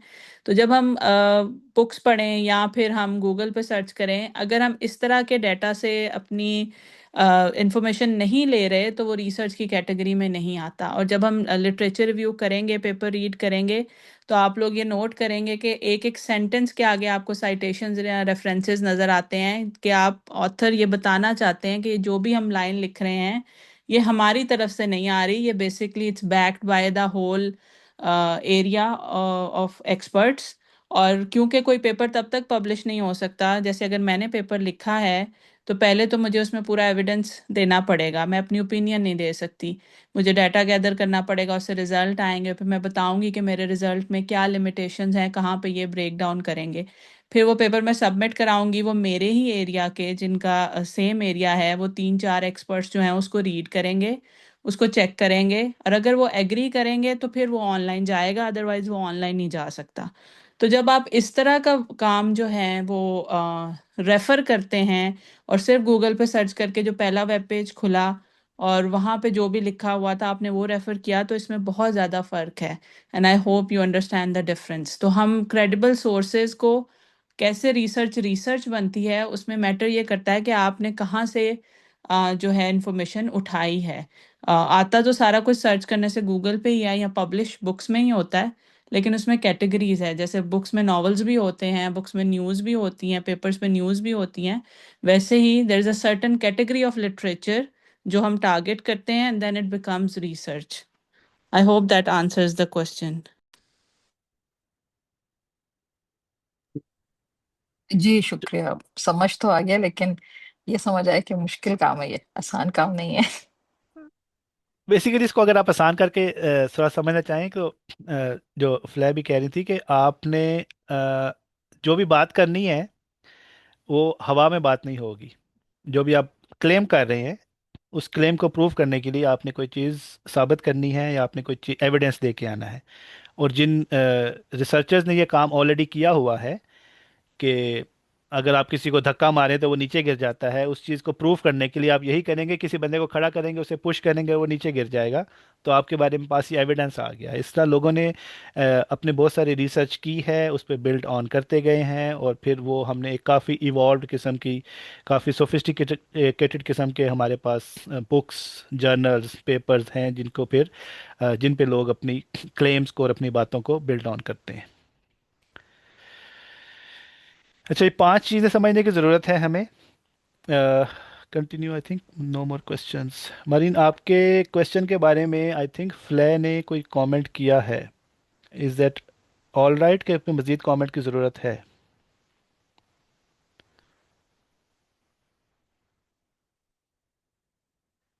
चलिए सेशन के एंड पे करते हैं फिर। Let's try to finish the lecture, then we will have session Islamic research. Okay, I'll just try to wrap this up, फिर उसके बाद इंशाल्लाह क्वेश्चन आंसर सेशन भी करते हैं। Opinion, information, evidence, argument and research. Opinion basically किसी का भी ओपिनियन हो सकता है। गली के नुक्कड़ पे खड़े अंकल अपने बात कोई भी ओपिनियन रख सकते हैं कि ये जो है जी, जो करा रहा है अमेरिका करा रहा है। हमें कैसे पता लगेगा कि जो करा रहा है अमेरिका करा रहा है? वो सिर्फ उनका ओपिनियन है। अच्छा, उसके बाद इंफॉर्मेशन है कि जब किसी ने कुछ चीज़ पोस्ट कर दी, किसी ने कोई चीज़ लिख दी, या किसी ने कुछ रिपोर्ट कर दिया, अब वो लिखा हुआ ठीक भी हो सकता है, वो लिखा हुआ गलत भी हो सकता है। हमें नहीं पता कि वो लिखा हुआ सही है या नहीं। एविडेंस वो सबूत है जो इन्फॉर्मेशन को हमें डबल चेक करने में हेल्प करता है, या जो इन्फॉर्मेशन को डबल चेक करने में, जिसको हम चेक कर सकते हैं, टेस्ट कर सकते हैं और वेरीफाई कर सकते हैं। एविडेंस नॉर्मली वो होता है कि जो अगर किसी बंदे ने कोई चीज़ एविडेंस के तौर पे पेश की है या फिर सबूत के तौर पे पेश की है, अगर कोई थर्ड पार्टी या कोई न्यूट्रल बंदा उसी सबूत को दोबारा चेक करे तो वो वही नताइज देगा या वही रिजल्ट्स देगा जो इनिशियली उस बंदे ने क्लेम की हैं। अगर आप कोई और बंदा उन्हीं सबूतों के साथ उस मसले को देखेगा तो उसका आउटकम चेंज नहीं हो जाएगा, उसका आउटकम वही रहेगा। इस चीज़ को हम एविडेंस कहेंगे। अगर आउटकम चेंज हो जाएगा इसका मतलब है कि एविडेंस जो था वो ठीक एविडेंस नहीं था। आर्ग्यूमेंट, आर्ग्यूमेंट क्या होता है जी? आर्ग्यूमेंट ये होता है कि जो एविडेंस है उसको आप किसी रीजनिंग के साथ आप उसकी वजूहात दें, आप सपोर्ट करें कि अच्छा ये एविडेंस है, इसके पीछे ये वजह हो सकती है, ये एविडेंस इस बात को क्यों साबित कर रहा है, उसके पीछे कोई वजह हो सकती है। इसको हम ओपिनियन से ज़्यादा स्ट्रॉन्गर होता है। और इन दी एंड बेसिकली जो रिसर्च है वो एक स्ट्रक्चर तरीका है सवाल को तरीके के साथ एनालाइज करना, फिर उसके बारे में एविडेंस लेना और उसके बारे में एक केयरफुल एनालिसिस करना कि एक्चुअली में ये एविडेंस जो है ये इस चीज़ को साबित कर भी रहा है कि नहीं, और उसके बाद एक एन ऑनेस्ट कंक्लूजन दे देना। इसको हम बेसिकली रिसर्च कहते हैं। एग्जाम्पल, कोई अंकल क्लेम करते हैं कि ये जो ड्रिंक है ये डायबिटीज़ को क्योर करती है। अब उसके में क्या होगा जी कि इस टाइप ऑफ जिस किस्म के क्लेम हैं ये अक्सर फैमिली में, सोशल मीडिया पे, व्हाट्सएप पे ये काफ़ी पॉपुलर होते हैं। तो इनको देख के हम कैसे इसका एनालाइज कर सकते हैं, कैसे इसको एनालाइज कर सकते हैं, किस किस्म के सवालात पूछ सकते हैं उस क्लेम के बारे में। पहला सवाल ये हो सकता है कि ये किसने कहा, जिसने बोला है वो क्या कोई मेडिकल प्रोफेशनल है, या वो कोई पीयर रिव्यूड या कोई ऑथेंटिक स्टडी है, किसी साइंटिस्ट ने उस पर रिसर्च करके उसके बारे में वाकई निकाला है, या फिर वो जस्ट एक एनोनिमस पोस्ट है। वो आपको बता देगा कि इसके बारे में आपको क्या ओपिनियन, क्या क्या बेसिकली उसकी हकीकत है। उसके बारे में कोई एविडेंस एग्जिस्ट करता है, या उसके बारे में कोई ऐसी चीज़ है जो हमारे पास है, मिसाल के तौर पे कोई ऐसा क्लेम किया गया है जो उसके बारे में कोई सबूत है अगेन, या फिर कोई ऐसी स्टडी है, या फिर वो स्टडी किसने फंड की है। कभी ये भी हो सकता है कि एक खास ग्रुप ने कुछ फंड किया हो और उसके बाद उन्होंने एक एविडेंस, एक क्लेम कर दिया हो, वो क्लेम सही हो भी सकता है और वो क्लेम सही नहीं भी हो सकता। अगेन जो क्लेम किया गया है इस ड्रिंक के बारे में उसको किसी ने टेस्ट भी किया है, उसके बारे में किसी एक्चुअली वो अंकल सिर्फ खुद ही इस्तेमाल करते हैं, या उन्होंने अपने घर में इस्तेमाल किया है, या फिर उसके बारे में कोई सॉरी, कोई हमारे पास सफिशेंट सैंपल साइज है, कोई एक हैंडसम अमाउंट ऑफ पीपल हैं या एक सर्टन अमाउंट ऑफ पीपल है जिन्होंने इसको वाकई इस्तेमाल किया हुआ है, और उसके बाद फिर मल्टीपल लोगों पर ट्राई किया तो वाकई सबके बारे में सबके वही असरात थे कि हाँ सबको उस ड्रिंक से कोई फ़ायदा हुआ। तो फिर आप कह सकते हैं कि हाँ जी ये जो ड्रिंक है ये वाकई ही काम करती है। उसके बाद फिर आप ये बताते हैं कि रिस्क्स क्या हैं। अगेन अगर वो इलाज कर रही है, क्या उस इलाज की बेस पे कोई उसके साथ साइड इफ़ेक्ट्स हैं, कोई रिस्क हैं, कोई ऐसे मसाइल हैं जो हो सकते हैं, और उन मसाइल का हम उनको भी ऐड करना, आपके जो क्लेम्स हैं वो भी ज़रूरी होता है, उन मसाइल जो भी आपका रिसर्च आउटकम आया होता है उसके साथ उनको भी ऐड करना ज़रूरी होता है। या अभी इस्लामिक स्टडी की एग्जांपल भी ले सकते हैं। इस्लामिक स्टडीज़ की एग्जांपल जो हैं उनको अगर आप ये कह सकते हैं, फॉर एग्जांपल एक बड़ा कॉमन फिनोमिना है कि जो यूथ है उसको सीरा की अंडरस्टैंडिंग नहीं है, उनको नहीं पता कि सीरा क्या होती है। अब इसके बारे में हम क्या सवाल पूछ सकते हैं कि ये जो कोई भी साहब, अगर ये कोई भी बंदा अगर ये क्लेम कर रहा है कि यूथ को सीरा की अंडरस्टैंडिंग नहीं है या यूथ को सीरा नहीं पता, तो उस केस में आप कह सकते हैं कि अच्छा जी विच यूथ, के कौन सा एज ग्रुप है, स्पेसिफिक एज ग्रुप है, कोई ख़ास बैकग्राउंड के लोग हैं, या कोई ख़ास एक डेमोग्राफिक या जियोग्राफिक एरिया के लोग हैं, या फिर कोई ऐसे लोग हैं जिनका बेसिकली जो सब किस्म के जो यूथ है सभी को नहीं पता। पहला सवाल तो ये हो सकता है। एक और सवाल ये हो सकता है, अंडरस्टैंडिंग से क्या मुराद है, समझना या ना समझने को कैसे डिफाइन किया गया है, क्या सवाल, क्या क्राइटेरिया है, या कौन से अंडरस्टैंडिंग को क्लियरली डिफाइन करना पड़ेगा कि उनको अगर ये चीज़ नहीं पता तो उनको सीरा नहीं आती, उनको अगर ये पॉइंट्स आते हैं तो उनको सीरा आती है। उस चीज़ को प्रॉपरली डिफाइन करना पड़ेगा कि सीरा जो है वो क्या, किस चीज़ को आप सीरा की अंडरस्टैंडिंग में लेके आते हैं। उसके बाद आप ये कहते हैं जी कि उसके बारे में आप क्या एविडेंस कलेक्ट करते हैं। मे बी आप सर्वे करेंगे, आप इंटरव्यू करेंगे, लोगों को कोई असेसमेंट्स देंगे, लोगों को कोई टेस्ट देंगे, या ऑब्जर्व करेंगे बैठ के कि अच्छा यार ये लोग कैसे बिहेव कर रहे हैं, तो उसकी बेस पे आप ये डिसाइड करेंगे कि हाँ इनको वाकई सीरा आती है या नहीं आती, इनको सीरा की समझ है या नहीं आती। उसके बेस पे आप एविडेंस कलेक्ट करेंगे, के सर्वेस करेंगे। अब सवाल ये था कि आपके उनको सीरा आती है या नहीं आती, उसके लिए कुछ सेट ऑफ क्वेश्चंस बनाएंगे जिसकी बेस पे आप इंटरव्यूज कर सकते हैं, सर्वे कर सकते हैं और ऑब्जर्व भी कर सकते हैं। उसके बाद आप क्या करेंगे कि किस किस्म के सोर्सेज चाहिए आपको ये साबित करने के लिए कि ये क्लेम जो है ये सही है या गलत है। उस कैन भी वो सोर्सेज इस्लामिक भी हो सकते हैं, वो सोर्सेज नॉन इस्लामिक भी हो सकते हैं, वो सोर्सेज जो हैं वो आपके जो आपको बताया जा सकते हैं कि वो वाकई रेलिवेंट क्वेश्चन है और या रेलिवेंट सोर्स है आपके सवाल को जवाब देने के लिए, या वो एक सोर्स जो है वो रेलिवेंट सोर्स नहीं है। एक चीज़ आजकल जो काफ़ी मसला है कॉमन काफ़ी, वो है सोशल मीडिया मिस इन्फॉर्मेशन का। अक्सर ये होता है कि मिस इन्फॉर्मेशन जो दी जाती है वो इस तरीके से फैलाई जाती है कि वो अर्जेंट लगती है कि ये जो ऐसी चीज़ है जो ज़रूरी है, बहुत जल्दी जल्दी करनी है। जबकि रिसर्च हमें ये सिखाती है, रिसर्च हमें ये बताती है, समझाती है कि we need to slow down. जो भी कोई मसाला मसला आया है, जो भी कोई मसाइल आए हैं या प्रॉब्लम आया है, उसको हमें देखना पड़ेगा, या अभी हमें कोई चीज़ मिली है, कोई चीज़ हमारे पास आई है, ये जिसको हम फॉरवर्ड करने से पहले या शेयर करने से पहले उसके बारे में थोड़ा सा रिसर्च करें, थोड़ा सा तहम्मुल से, थोड़ा सा तहम्मुल मिजाजी से उसको देखें कि वाकई ये चीज़ जो क्लेम की जा रही है ये यही चीज़ है, या इसके बारे में कोई वेरिफिकेशन की ज़रूरत है, जिसको आप कह सकते हैं कि बेसिक वेरिफिकेशन चेक, या उसकी ऑथेंटिसिटी चेक बिफोर हम उसको किसी और को फॉरवर्ड कर दें, उससे पहले कि हम किसी और को भेज दें। इस चीज़ की बहुत ज़रूरत है। अच्छा, उसके वार्निंग साइंस क्या हो सकते हैं? जो वायरल मैसेज होता है जिसके बारे में कोई सोर्स नहीं होती है, जिसके बारे में ऑथेंटिसिटी नहीं हो सकती, उसका कोई नाम नहीं होगा, कोई ऑथर नहीं होगा, उसके में कोई आपको उन्होंने कोई सोर्स नहीं दिया होगा, बस एक एक स्टेटमेंट होगी, एक मैसेज होगा, उसके नीचे कोई रेफरेंस नहीं दिया होगा, कोई सोर्स नहीं होगी, या उसके अंदर कोई एक इमोशन ट्रिगर किया जाएगा कि अच्छा इसको जल्दी जल्दी करना है, अगर इसको नहीं किया तो हमें ये हो जाएगा, इसको कर इससे पहले पहले ना किया तो ये मसला हो जाएगा। सम काइंड ऑफ अर्जेंसी या सम काइंड ऑफ इमोशन को ट्रिगर किया जाता है। उसके बाद उसमें एन कुछ ऐसे स्टैट्स होते हैं या ऐसे क्लेम्स होते हैं जिनका जिनको वेरीफाई करने के हमारे पास कोई डेटा नहीं होता, वेरीफाई करने के लिए हमारे पास कोई तरीका नहीं होता।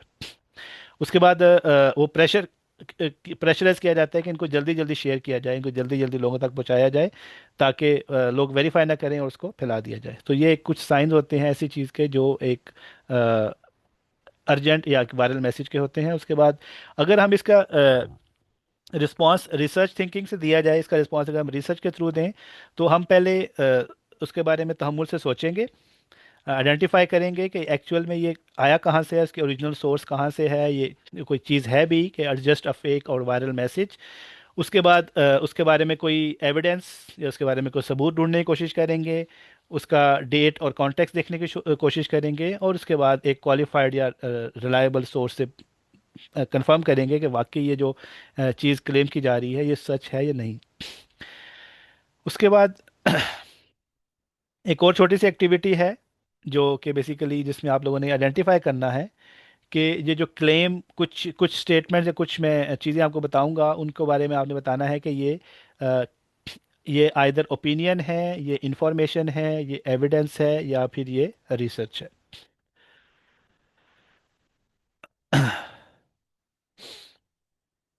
Just give me a minute. Okay, statement जो है वो हमारे पास ये स्टेटमेंट है जी, कॉपी, एंड मैंने इसको पेस्ट किया है।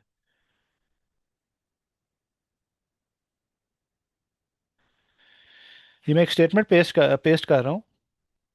इसके बारे में मैंने बताना है कि ये ओपिनियन है, ये इंफॉर्मेशन है, ये एविडेंस है, या फिर ये रिसर्च है।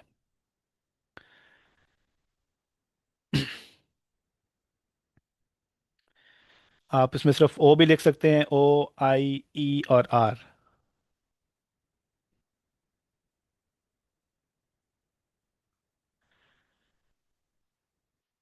रिमशा कहती हैं ये ओपिनियन है।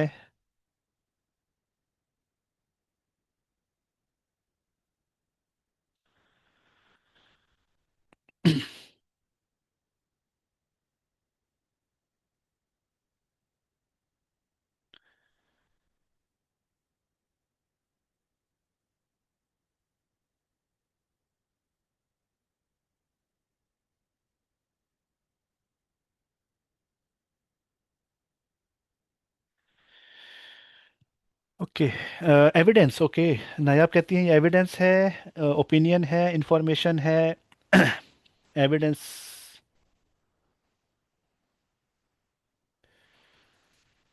How do we have evidence? इसमें एविडेंस कैसे है?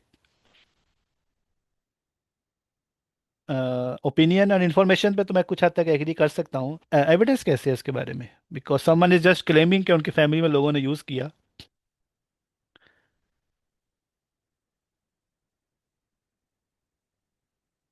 यस, सो अगर एविडेंस ना वेरीफाइड हो तो फिर क्या होता है?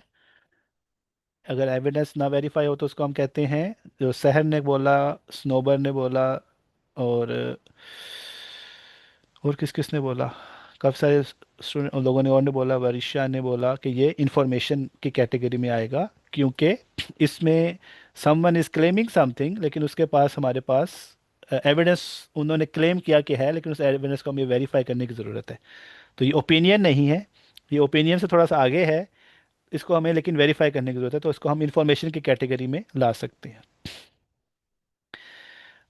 एक और मैं स्टेटमेंट पे कॉपी करूँगा यहाँ पे, उसके बाद हम इस एक्टिविटी से आगे चलते हैं। इसके बारे में क्या ख्याल है?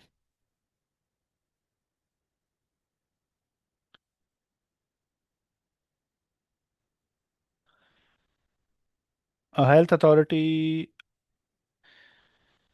यस, इसके बारे में हमारे पास ये,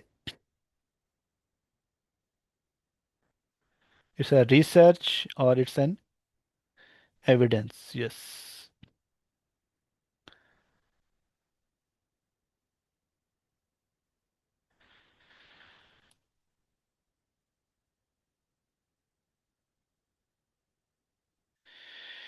yes, this is a research.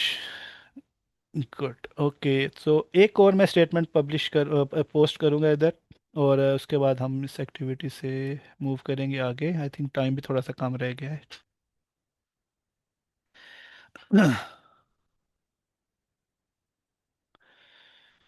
इसके बारे में क्या ख्याल है, दिस स्टेटमेंट?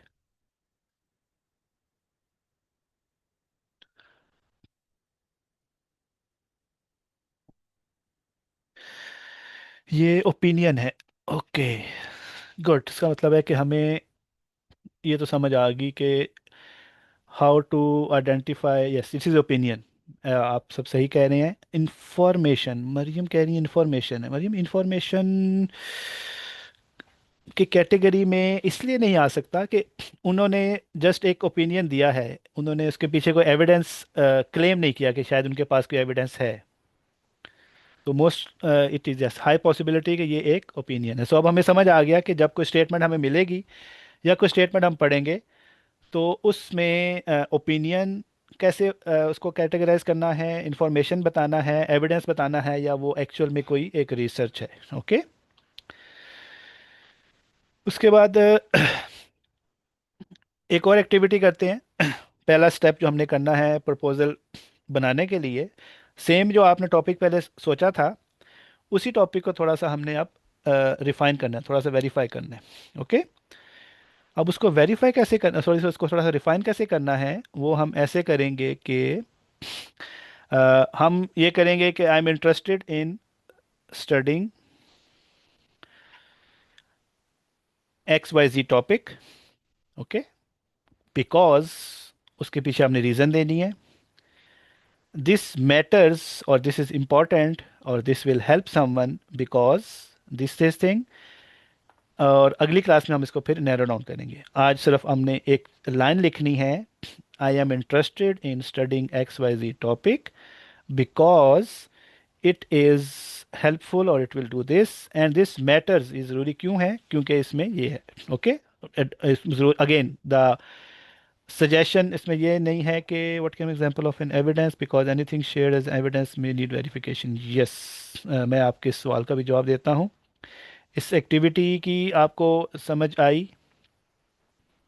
फॉर एग्जांपल आप ये कह सकते हैं कि I am interested in studying how adult learners manage time for online Quran translation classes.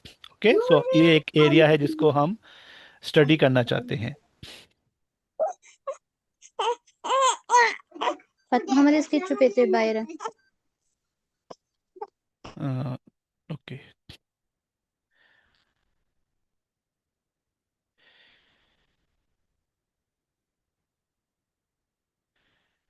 सो आपने एक सेंटेंस लिखना है, आप सबने। जो आपने पहले अपना एरिया लिखा था उसी चीज़ को मज़ीद थोड़ा सा रिफाइन कर रहे हैं कि इसमें आई am interested in studying a specific domain, health education Islamic studies.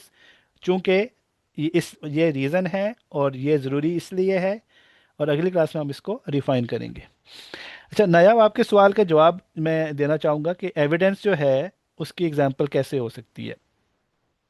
अब एविडेंस को, ऑफ कोर्स एविडेंस तभी वो एविडेंस होगा जब वेरीफाई किया जा सकता है। अगर आपको मैं एक स्लाइड पीछे जाऊं, जो मैंने कहा था कि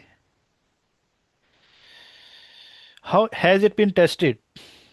okay, I think you got your answer. Yes, so whenever someone is claiming an evidence, जब कोई एविडेंस कोई क्लेम कर रहा है, तो आप उस एविडेंस को वेरीफाई कैसे करते हैं? आप उस एविडेंस को यूज़ करते हैं उनके क्लेम को वेरीफाई करने के लिए, और अगर वही एविडेंस वो सारी चीज़ें कर रहा है जो उस स्टडी में क्लेम किया गया है, तो फिर आप उस एविडेंस को एक्सेप्ट कर लेते हैं। ओके।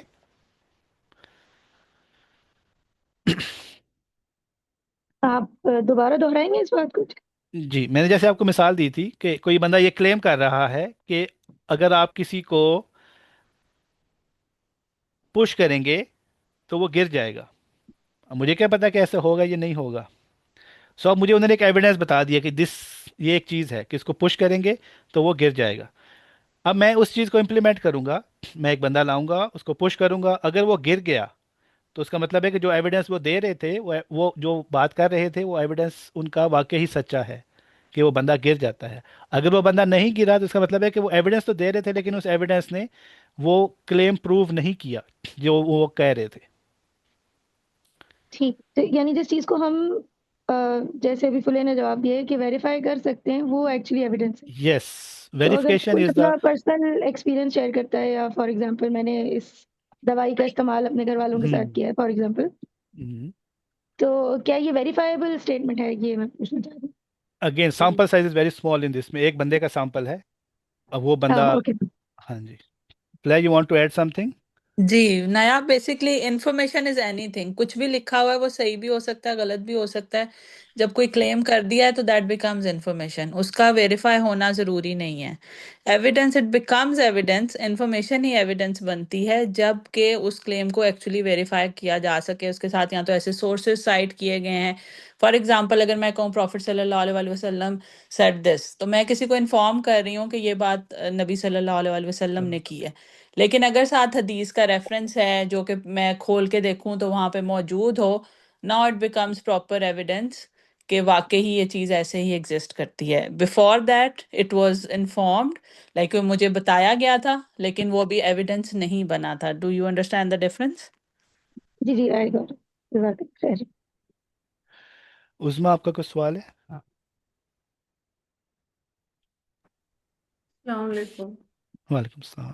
मेरा ये सवाल है कि आजकल अक्सर हम वीडियोस वगैरह खोलते हैं तो उसमें वो कहते हैं जी मैंने रिसर्च की है इतनी ज़्यादा और मेरी रिसर्च में ये है। तो क्या कोई ऐसे भी अथॉरिटी है, या मतलब उसको हम कैसे प्रूव कैसे, वो या कोई प्रूफ नहीं देते, अक्सर बस वो रिसर्च बता देते हैं, तो उसको हम रिसर्च कह सकते हैं? जब तक वो एविडेंस नहीं देंगे, रिसर्च का वर्ड तो कोई भी यूज़ कर सकता है। इसका तरीका ये है कि अगर आप उनसे, अगर तो वो वीडियो है तो ऑफ कोर्स हम उनसे नहीं पूछ सकते। लेकिन अगर वो कोई आपके सामने बैठे हैं, उनसे आप पूछ सकते हैं कि आपका इस बारे में जो आप क्लेम कर रहे हैं एविडेंस क्या है। फिर वो एविडेंस आपसे शेयर करें तो वो आप एविडेंस को वेरीफाई कर सकते हैं। जिस तरह अभी एग्जांपल थी हदीस की, कि कोई एग्जांपल दे रहा है कि हजरत वसल्लम जो थे, हजरत मोहम्मद सल्लल्लाहु अलैहि वसल्लम, वो ऐसे करते थे। अब वो ऐसे करते थे या नहीं करते थे, ये अगर जब तक वो क्लेम एविडेंस नहीं मिलेगा तब तक वो उनका ओपिनियन है। तो वीडियोस में, अगेन वीडियोस में ये बात ट्रिकी इसलिए हो जाती है कि वो बंदा क्लेम कर रहा है। अब हमारे पास उस क्लेम को वेरीफाई अगर हम कर भी लें तो देयर इज़ नो वे कि हम उनको अप्रोच कर सकें, उनको बता सकें कि ये सही है या गलत है। तो वीडियोस के केस में ये चीज़ ट्रिकी इस सेंस में हो जाती है। तो क्या फिर हम उसको रिसर्च तो नहीं कह सकते, या फिर हम ये कहेंगे कि रिसर्च अनबाइस्ड होती है, या इस तरह की बात कह सकते हैं हम कि रिसर्च वो होती है जो जिसमें कोई, यानी आपकी अपनी ओपिनियन भी रिसर्च हो सकती है, मेरा मतलब ये। नहीं, हम उसमें ऐसे नहीं कह सकते। असल में होता ही है, नॉर्मली जब हम लोग रिसर्च कर रहे होते हैं तो वीडियोस को हम इतना ज़्यादा ना एविडेंस या रिसर्च के तौर पे माना नहीं जाता कि ये एक रिसर्च आउटकम है। नॉर्मली जो रिसर्च आउटकम को माना जाता है वो एक क्या कहते हैं, पीयर रिव्यूड आर्टिकल्स होते हैं या कोई ऐसी बुक्स हो सकती हैं, उनको माना जाता है कि वो एक्चुअल में रिसर्च इसलिए ही है कि उन्होंने उस आर्टिकल को इस तरह लिखा होता है कि उसमें उन्होंने चीज़ें साइट की होती हैं, और उसके बाद हम उस साइटेशन को जाके, जो मैंने जैसे साइटेशन बताई थी, आप उस साइटेशन को जाके चेक कर सकते हैं, क्रॉस वेरीफाई कर सकते हैं। सो रिसर्च वही होगी जिसको हम, ऑफ कोर्स, जिस अभी फिलहाल ने लिखा कि जिसको हम पब्लिश कर सकते हैं। वीडियोस में तो कोई भी कह सकते हैं मैंने रिसर्च की है, लेकिन जब तक वो पब्लिश नहीं होगी तब तक आप उसको रिसर्च नहीं मान सकते। ये बिल्कुल ऐसे ही है जैसे कोई हाँ जी, बिल्कुल ये मौजमा ने बिल्कुल सही बात की है कि कोई कह दे कि ये बात हजूर सल्लल्लाहु अलैहि वसल्लम से रिवायत है। अब अनटिल एंड अनलेस मेरे पास उसका कोई रिटर्न प्रूफ नहीं होगा, कोई वो नहीं होगा, तो मैं नहीं कह सकता कि ये रिसर्च है या ये एविडेंस वाकई सच्चा है। ओके, आई थिंक एक सवाल है जी जी प्लीज। कि देखिए, पहले इंफॉर्मेशन है, फिर एविडेंस हुई, ठीक है ना, जैसे अभी फॉलो ने जो बताया। उसके जी, बाद फिर रिसर्च, फिर एविडेंस और रिसर्च कब बनता है? आपके पास एविडेंस आ गया, उसके बाद रिसर्च वो कब बनेगा? रिसर्च वो तब बनेगा जब हम एविडेंस की बेस पे एक रीज़न निकालेंगे कि इस एविडेंस की बेस पे ये वजह है कि ये फिनोमिना हो रहा था या ये प्रॉब्लम एग्जिस्ट कर रहा था। एविडेंस की बेस पे मैंने क्या किया, एविडेंस की बेस पे मैंने इसको एक्सप्लेन किया कि मेरे पास ये एविडेंस आ गया है। अब इस एविडेंस की बेस पे ये ऐसे क्यों हो रहा था, उसको फिर आप एक रिसर्च कह देंगे। जैसे मैंने आपको मिसाल दी कि एक बंदे को पुश करने से वो नीचे गिर गया, वो पुश करने से क्यों नीचे गिरा, क्या ऐसा हुआ था कि वो नीचे गिर गया, तो उसको फिर आप, जब आपने एक रीजनिंग भी दे दी कि इस एविडेंस के बेस पे ये वजह थी, उसको फिर आप पब्लिश एबल, या उसको आप ये कह सकते हैं कि अब एक मुकम्मल रिसर्च हो गई है। तो वो जो बीच में जो चीज है ना, जो एविडेंस ऑफ रिसर्च की तरफ जा रहे हैं, तो वो तो आपका बेसिकली ओपिनियन बन रहा है ना, कि वो नहीं, आप नहीं, उसमें ओपिनियन उसको, नहीं। जी जी आप सही कह रही हैं, उसमें हम्म ओपिनियन भी हो सकता है, लेकिन उसके लिए भी फिर आप फर्दर मेथड्स यूज़ करते हैं उसके रीज़न ढूंढने के लिए। आप उसको मैथमेटिकली मॉडल कर सकते हैं, या फिर अहादीस के केस में आप उसको, उसकी क्या कह सकते हैं, हदीस में क्या होता है, वो टर्म भूल गई है। जो सही होते, बेसिकली सही है, चेन मौजू और चेन ऑफ फैब्रिकेट। जी, चेन चेन ऑफ और, हाँ। नरेशन को देख सकते हैं जी।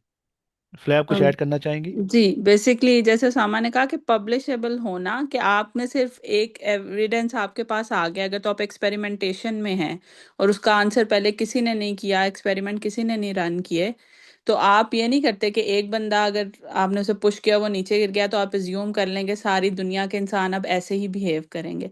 तो पहले तो that evidence needs to be repeated, अगर वो एक्सपेरिमेंटेशन है।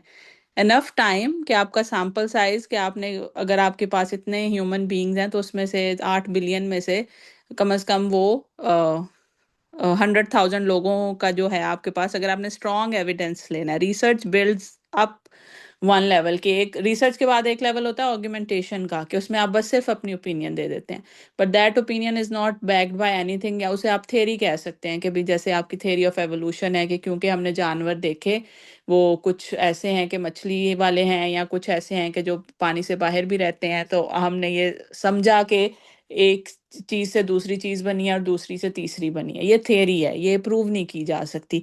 ये बस हमें जो नजर आया, एविडेंस नजर आया कि वाकई इस तरह के जानवर तो एग्जिस्ट करते हैं, तो अब हमने इस पे थ्योरी बना दी। लेकिन जो रिसर्च, या जो हम जिसको नेक्स्ट लेवल कहते हैं, आर्गुमेंट से अगला वाला जो लेवल है वो रिसर्च है, उसमें यह है कि पहले तो वो आपने जो भी सिनेरियो है वो इनफ टाइम रिपीट करें, और हर टाइम वो सेम आउटकम दे रहा है आपको, वो होल्ड कर रहा है कि वो वाकई हर दफ़ा जितनी दफ़ा, जैसे अगर कोई चीज़ मेडिसिन है, पैनाडॉल है, खाएं तो सर दर्द ठीक हो जाता है, तो ये एक बंदे पे टेस्ट करके आप ये क्लेम नहीं कर सकते। एक बंदे का जो है वो एविडेंस तो शायद फिर भी हो, लेकिन दैट्स नॉट रिसर्चेबल, कि आप उसे रिसर्च की कैटेगरी में नहीं ला सकते। और फिर दूसरी जो इम्पोर्टेंट बात है, रिसर्च तब तक रिसर्च नहीं बनती जब तक कि वो आप ही के एरिया के, अगर जैसे मैं मेडिकल पे रिसर्च कर रही हूँ तो डॉक्टर्स ही उसको चेक करेंगे कि मैंने जो सारा प्रोसीजर एक्सपेरिमेंट डिज़ाइन से लेके एंड तक जो फॉलो किया है वो वाकई ही क्रेडिबल है, और वो फिर उसे अप्रूव करेंगे और फिर वो जाके रिसर्च का दर्जा जो है उसे मिलेगा। और इसलिए आपको पता है लोग पीएचडीज करते हैं या जब रिसर्च करते हैं प्रोफेशनली, तो इट टेक्स देम ईयर्स, क्योंकि आप बिल्ड ही नहीं कर सकते वहाँ तक जाने के लिए। It's a very high standard of giving information to someone, कि आप बिल्कुल उसमें आप एक सिंपल सेंटेंस भी विदाउट बैकिंग बाय एविडेंस उसमें नहीं लिख सकते। और अगर आपने ओपिनियन भी फॉर्म करनी है, जैसे उसामा ने कहा, तो you need to have strong mathematical basis to it, कुछ ऐसा डाटा हो आपके पास, तो तब आप उसके एंड पोर्शन में एक दो लाइन में अपनी ओपिनियन दे सकते हैं, but that's not what the research is. The rest of the paper is actually about bringing in evidence, and then उसको अगेन एनफ टाइम रिपीटेड होना चाहिए, और फिर वो कि आपके फील्ड के एक्सपर्ट उससे एग्री करें कि yes what ever they did it makes sense, और इसमें कोई लूप होल्स नहीं है। तो फिर इसका मतलब एक बंदा तो रिसर्च अगर कर भी ले तो वो मतलब फायदा तो उसका ना हुआ ना, यानी जब तक के बाकी कुछ चंद और इस तरह के लोग ही यानी उसी लेवल के उसी जहानत के उसको वेरीफाई करें, आपका ये मतलब है कहने का? बेसिकली उसमें देयर आर बॉडीज, ऐसे लैब्स जैसे होती हैं, वैसे ही मैगजीन्स या जर्नल्स होते हैं जहाँ पे सेम जिनका सब्जेक्ट होता है कि वो, अगर आप इस्लामियात में कर रही हैं तो वहाँ पे उन्होंने लोग रखे होते हैं, और आप कोई काम करें जो आपको लगे कि इस काबिल है, आप उनको भेज सकती हैं। फिर वो उनके पास जो लोग होंगे वो पढ़ेंगे, फिर वो आपको वापस जवाब देंगे, और अगर उन्हें पसंद आएगा वो तब भी बता देंगे, अगर वो कहेंगे कि बिल्कुल किसी काम का नहीं है वो आपको तब भी बता देंगे, वरना वो आपको ये कहेंगे कि ये तो आपने सही किया है, यहाँ पे आपने कुछ गैप्स मिस कर दिए हैं, इसको देखें। तो वो बैक एंड फोर्थ आप करेंगे, और जब वो फिर उन्हें लगेगा कि ये है, फिर वो बेसिकली पब्लिश हो जाएगा, और उसके बाद अब दुनिया में कोई बंदा जब वो सेम प्रॉब्लम उसको फेस करना पड़ेगा, तो वो आपका वो पेपर खोल के उस सवाल का जवाब ढूंढ सकता है, क्योंकि वो इस सारे प्रोसेस से गुजर चुका है। इसीलिए जो प्योरली साइंटिफिक रिसर्च है वो हमेशा ऐसे क्वेश्चन पे होती है जो दुनिया में अभी तक किसी ने नहीं किया। फॉर एग्जांपल, अगर सर दर्द की गोली बन गई है तो जो पैनाडॉल काम करती है, कोई भी वही गोली दोबारा बनाने की कोशिश नहीं करेगा, क्योंकि वो काम हो चुका हुआ है। तो रिसर्च जो प्योर सेंस में रिसर्च है, जो पीएचडीज करते हैं, they have to answer a question जो अभी तक किसी इंसान की नॉलेज बेस में एग्जिस्ट नहीं करता, जिसका आंसर ऑलरेडी दे दिया गया है। लेकिन हम जब रिसर्च या इस कोर्स को जब रिसर्च की बात करें, एक तो we definitely are interested in those people, because there are bunch of things जो हम जेन्युइनली करना चाहते हैं। ऐसे बहुत सारे क्वेश्चंस हैं, या ऐसी रिसर्च है, तो उसके लिए हमें ब्रेन्स भी चाहिए, एनर्जी भी चाहिए। तो we are trying to meet with people, या we are trying to collaborate with people जो इस तरह के काम कर सकें। बट अगर आप उस लेवल पे नहीं भी हैं, तो understanding this process can help in many veg. पहले तो ये कि आप किसी और की हुई रिसर्च ही पढ़ने के काबिल हो जाएं, कि ऐसे कोई भी आके आपको कुछ भी क्लेम करे तो आपको पता हो कि इसने जो बात की है इसका लेवल, या अगर मैंने किसी XYZ पेपर में जिसमें उन्होंने 200 लोगों से पूछा और फिर उनका ये जवाब आया, उस पर ये एनालिसिस किया, तो इन बातों के वजन में दोनों में क्या फ़र्क है। तो आप सिर्फ अगर अंडरस्टैंडिंग ही डेवलप कर लें, और फिर ये कि अगर कोई फ्यूचर रिसर्च हो तो you can just be a participant. जैसे बहुत सारे लोग यहाँ पे रिलीजन या फेमिनिज्म या सोशल इश्यूज के बारे में रिसर्च करने में इंटरेस्टेड हैं, तो अगर आपको इन चीज़ों की अवेयरनेस होगी तो आप क्योंकि जब आपने सोशलिज्म पे या रिलीजन या फेमिनिज्म पे बात करनी है, तो हो सकता है आपको ख़वातीन से बात करनी पड़े, तो then you also need people, जैसे you can be one of those participants, so you can contribute in many ways. But उस सब के लिए पहले तो आपका जहन इस चीज़ के लिए प्रिपेयर हो, खुला हो, और आपको इन सारी चीज़ों की अंडरस्टैंडिंग हो, तब आप कोई ना कोई अपना हिस्सा डाल सकती हैं। जी। जी ओके। एंड जी जी। जी that's it. Okay. I think recap pretty much covered. एक चीज़ में जाने से पहले आप लोगों से शेयर करना चाहूँगा। नेक्स्ट क्लास से पहले ये एक एक्टिविटी है आप लोगों के लिए होमवर्क के तौर पे। सेम काम जो हमने आज अभी किया है सेशन के दौरान, उसी को हम थोड़ा सा एक्सपेंड करेंगे। आपने अपने 3 इंटरेस्ट एरियाज लेने हैं, या एरियाज ऑफ इंटरेस्ट को 3 पे एक्सपेंड करना है, और उन पे फिर उनके बारे में 2 सवाल ढूंढने हैं, 2 क्वेश्चन ढूंढने हैं। ओके। और उसको अपनी जो भी आपकी नोटबुक होगी, डॉक्यूमेंट होगा, गूगल डॉक्यूमेंट होगा, जो भी होगा उसमें आपने लिखना है। और उसके बाद फिनिश योर फर्स्ट इंटरेस्ट, मतलब आपने पहला इंटरेस्ट स्टेटमेंट आपने करनी है, और उसके बारे में 2 सवाल लिखने हैं। तो आपने ये एक्सरसाइज 3 दफ़ा करनी है। एक एरिया ऑफ इंटरेस्ट ढूंढा और उसके बारे में 2 क्वेश्चन लिखे। सेकंड एरिया ऑफ इंटरेस्ट देखा, उसके बारे में 2 क्वेश्चन देखे। थर्ड एरिया ऑफ इंटरेस्ट ढूंढा और उसके बारे में 2 क्वेश्चन देखे। ओके। अगर आप लोग ये ड्यूरिंग द वीक कर लेते हैं तो ये शेयर करें हमारे साथ। और वरना आपने जो ऑफ कोर्स अपना डॉक्यूमेंट जो रखा है उसमें तो सेव करके रखें। और उसके बाद फिर इंशाल्लाह हम नेक्स्ट सेशन में इसको फर्दर डिस्कस करेंगे। आई think that's all for today.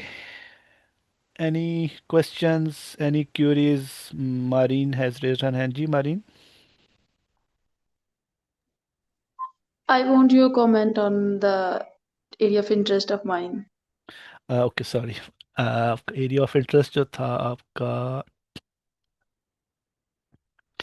In feminist critical discourse analysis, because it focuses on core significant problem of lack of understanding in it. It matters in terms of our gender concept traditionally and Islamically.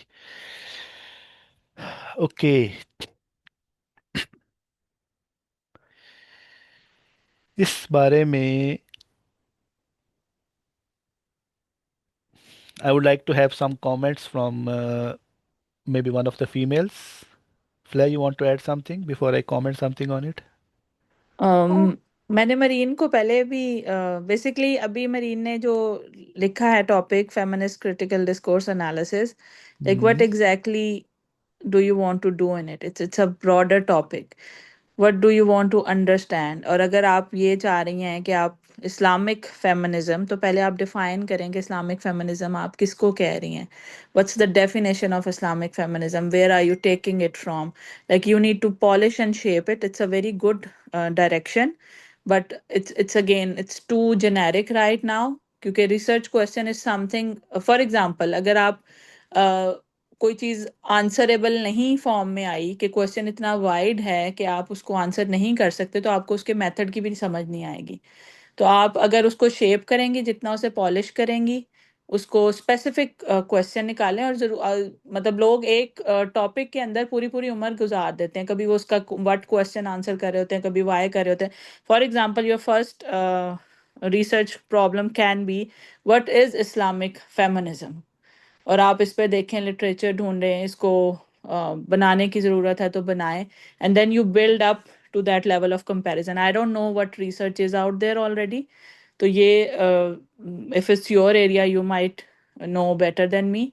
तो आपने पहले उसको देखना है, और अगर वो चीज़ें बेसिकली हैं तो आप ये कहें कि this is Islamic feminism by what ever.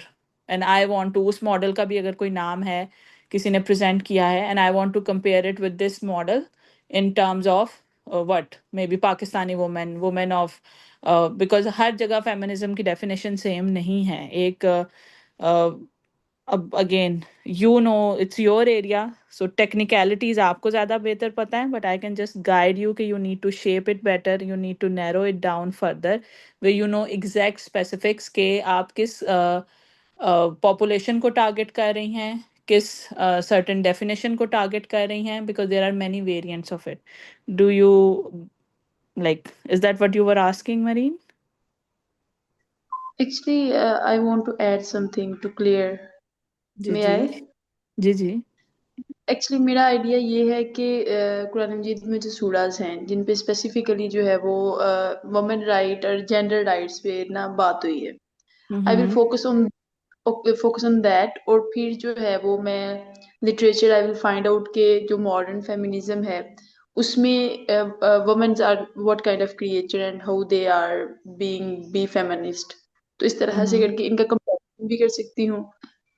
I can start Islamic feminism means Islamic point of view regarding gender, starting with the history कि पहले क्या था, how Islam introduced it, ये natural means human need है या just अल्लाह ताला ने impose कर दिए हैं rules। तो I will try to find out the logic in those rights or concepts which are there in Quran, and then lastly we'll compare with the modern rights and concepts कि औरतें हैं तो क्या होगा, मर्द हैं तो क्या होता है, means whatever are the concepts. तो इस तरह से करके I want to just So relate So if you students want के to know लिए। what are the concepts, that's more of a literature review. कि क्या literature already exists करता है, it's more like a survey paper and you can summarize के इस time पे ये understanding थी, इस time पे ये understanding थी, इस time पे. Again, your question will decide the method you will take to answer a question. तो अगर आपने सिर्फ बेसिकली व्हाट की डेफिनेशन है आपके क्या क्या क्या समझा जाता रहा है तो इट्स मेनली लिटरेचर रिव्यू। अगर आप ये कहें कि फेमिनिज्म जो है रिलीजियस फेमिनिज्म अगर कहीं इम्प्लीमेंट हो रहा है और मॉडर्न फेमिनिज्म मतलब religious definition of gender versus modern gender और मैं इसे डेटा के साथ इस पॉपुलेशन में करूँगी कि वो औरतें कैसे रह रही हैं, उनकी मेंटल वेलबींग क्या है और जो औरतें उस हाल में रह रही हैं उसकी मेंटल वेलबींग क्या है। तो अब देखिए हमने कितना स्पेसिफिक कर दिया है कि हमने एक कल्चर पे ले आए हैं, एक सर्टेन डेफिनेशंस पे ले आए हैं। अब हम उन लोगों से एक्चुअली एक क्वेश्चन या डिज़ाइन करके कुछ क्वेश्चन पूछ सकते हैं जो उनकी मेंटल वेलबींग को असेस करेंगे, वो सारे साइकोलॉजिकल क्वेश्चंस होंगे। या फिर आप चाहेंगे उनकी आप इनकम स्टेटस देखना चाहती हैं या उनका प्रोफेशन देखना चाहती हैं, आपका क्वेश्चनेयर बदल जाएगा। जितना आप इसको पॉलिश करती जाएंगी उतना ज़्यादा आपका मेथड आपके सामने प्रोमिनेंट होता जाएगा कि okay this is the question, that's why this should be the methodology of my research. जितना ये ब्रॉड होगा उतना ज़्यादा आप जो हैं वो कंफ्यूज होंगी कि अब what's the next step. Okay, इंशाल्लाह in the next activity I will be with more clarification इंशाल्लाह। ओके, इसमें आप इसके ना इस कॉन्सेप्ट के ओरिजिन को भी आप एक्सप्लोर कर सकती हैं कि where this feminism concept came from initially, क्या आइडियोलॉजी थी, क्या फिलोसफी थी जिसकी बेस पे ये कॉन्सेप्ट बना। There must be a political reason behind it, there must be some kind of philosophical reason behind it. और उसके बाद उस फिलोसफी को आप जो इस्लामिक वर्ल्ड व्यू है, इस्लामिक पॉइंट ऑफ व्यू है, उसके साथ मैप कर सकती हैं, फिर इसको हम फर्दर नैरो डाउन कर सकते हैं।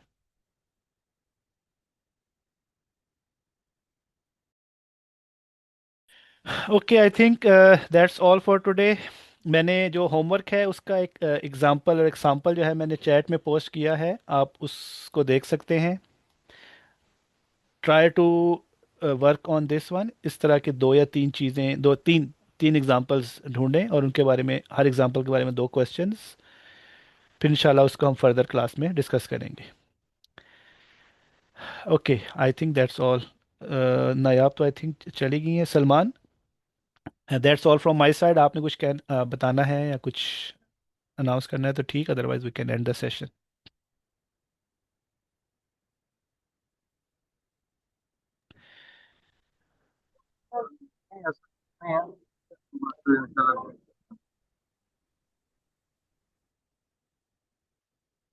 चलिए, ठीक हो गया जी। जज़ाकल्ला खैर आप सबके टाइम का। होपफुली आपने कुछ आज सीखा होगा। इंशाल्लाह नेक्स्ट क्लास में मिलते हैं।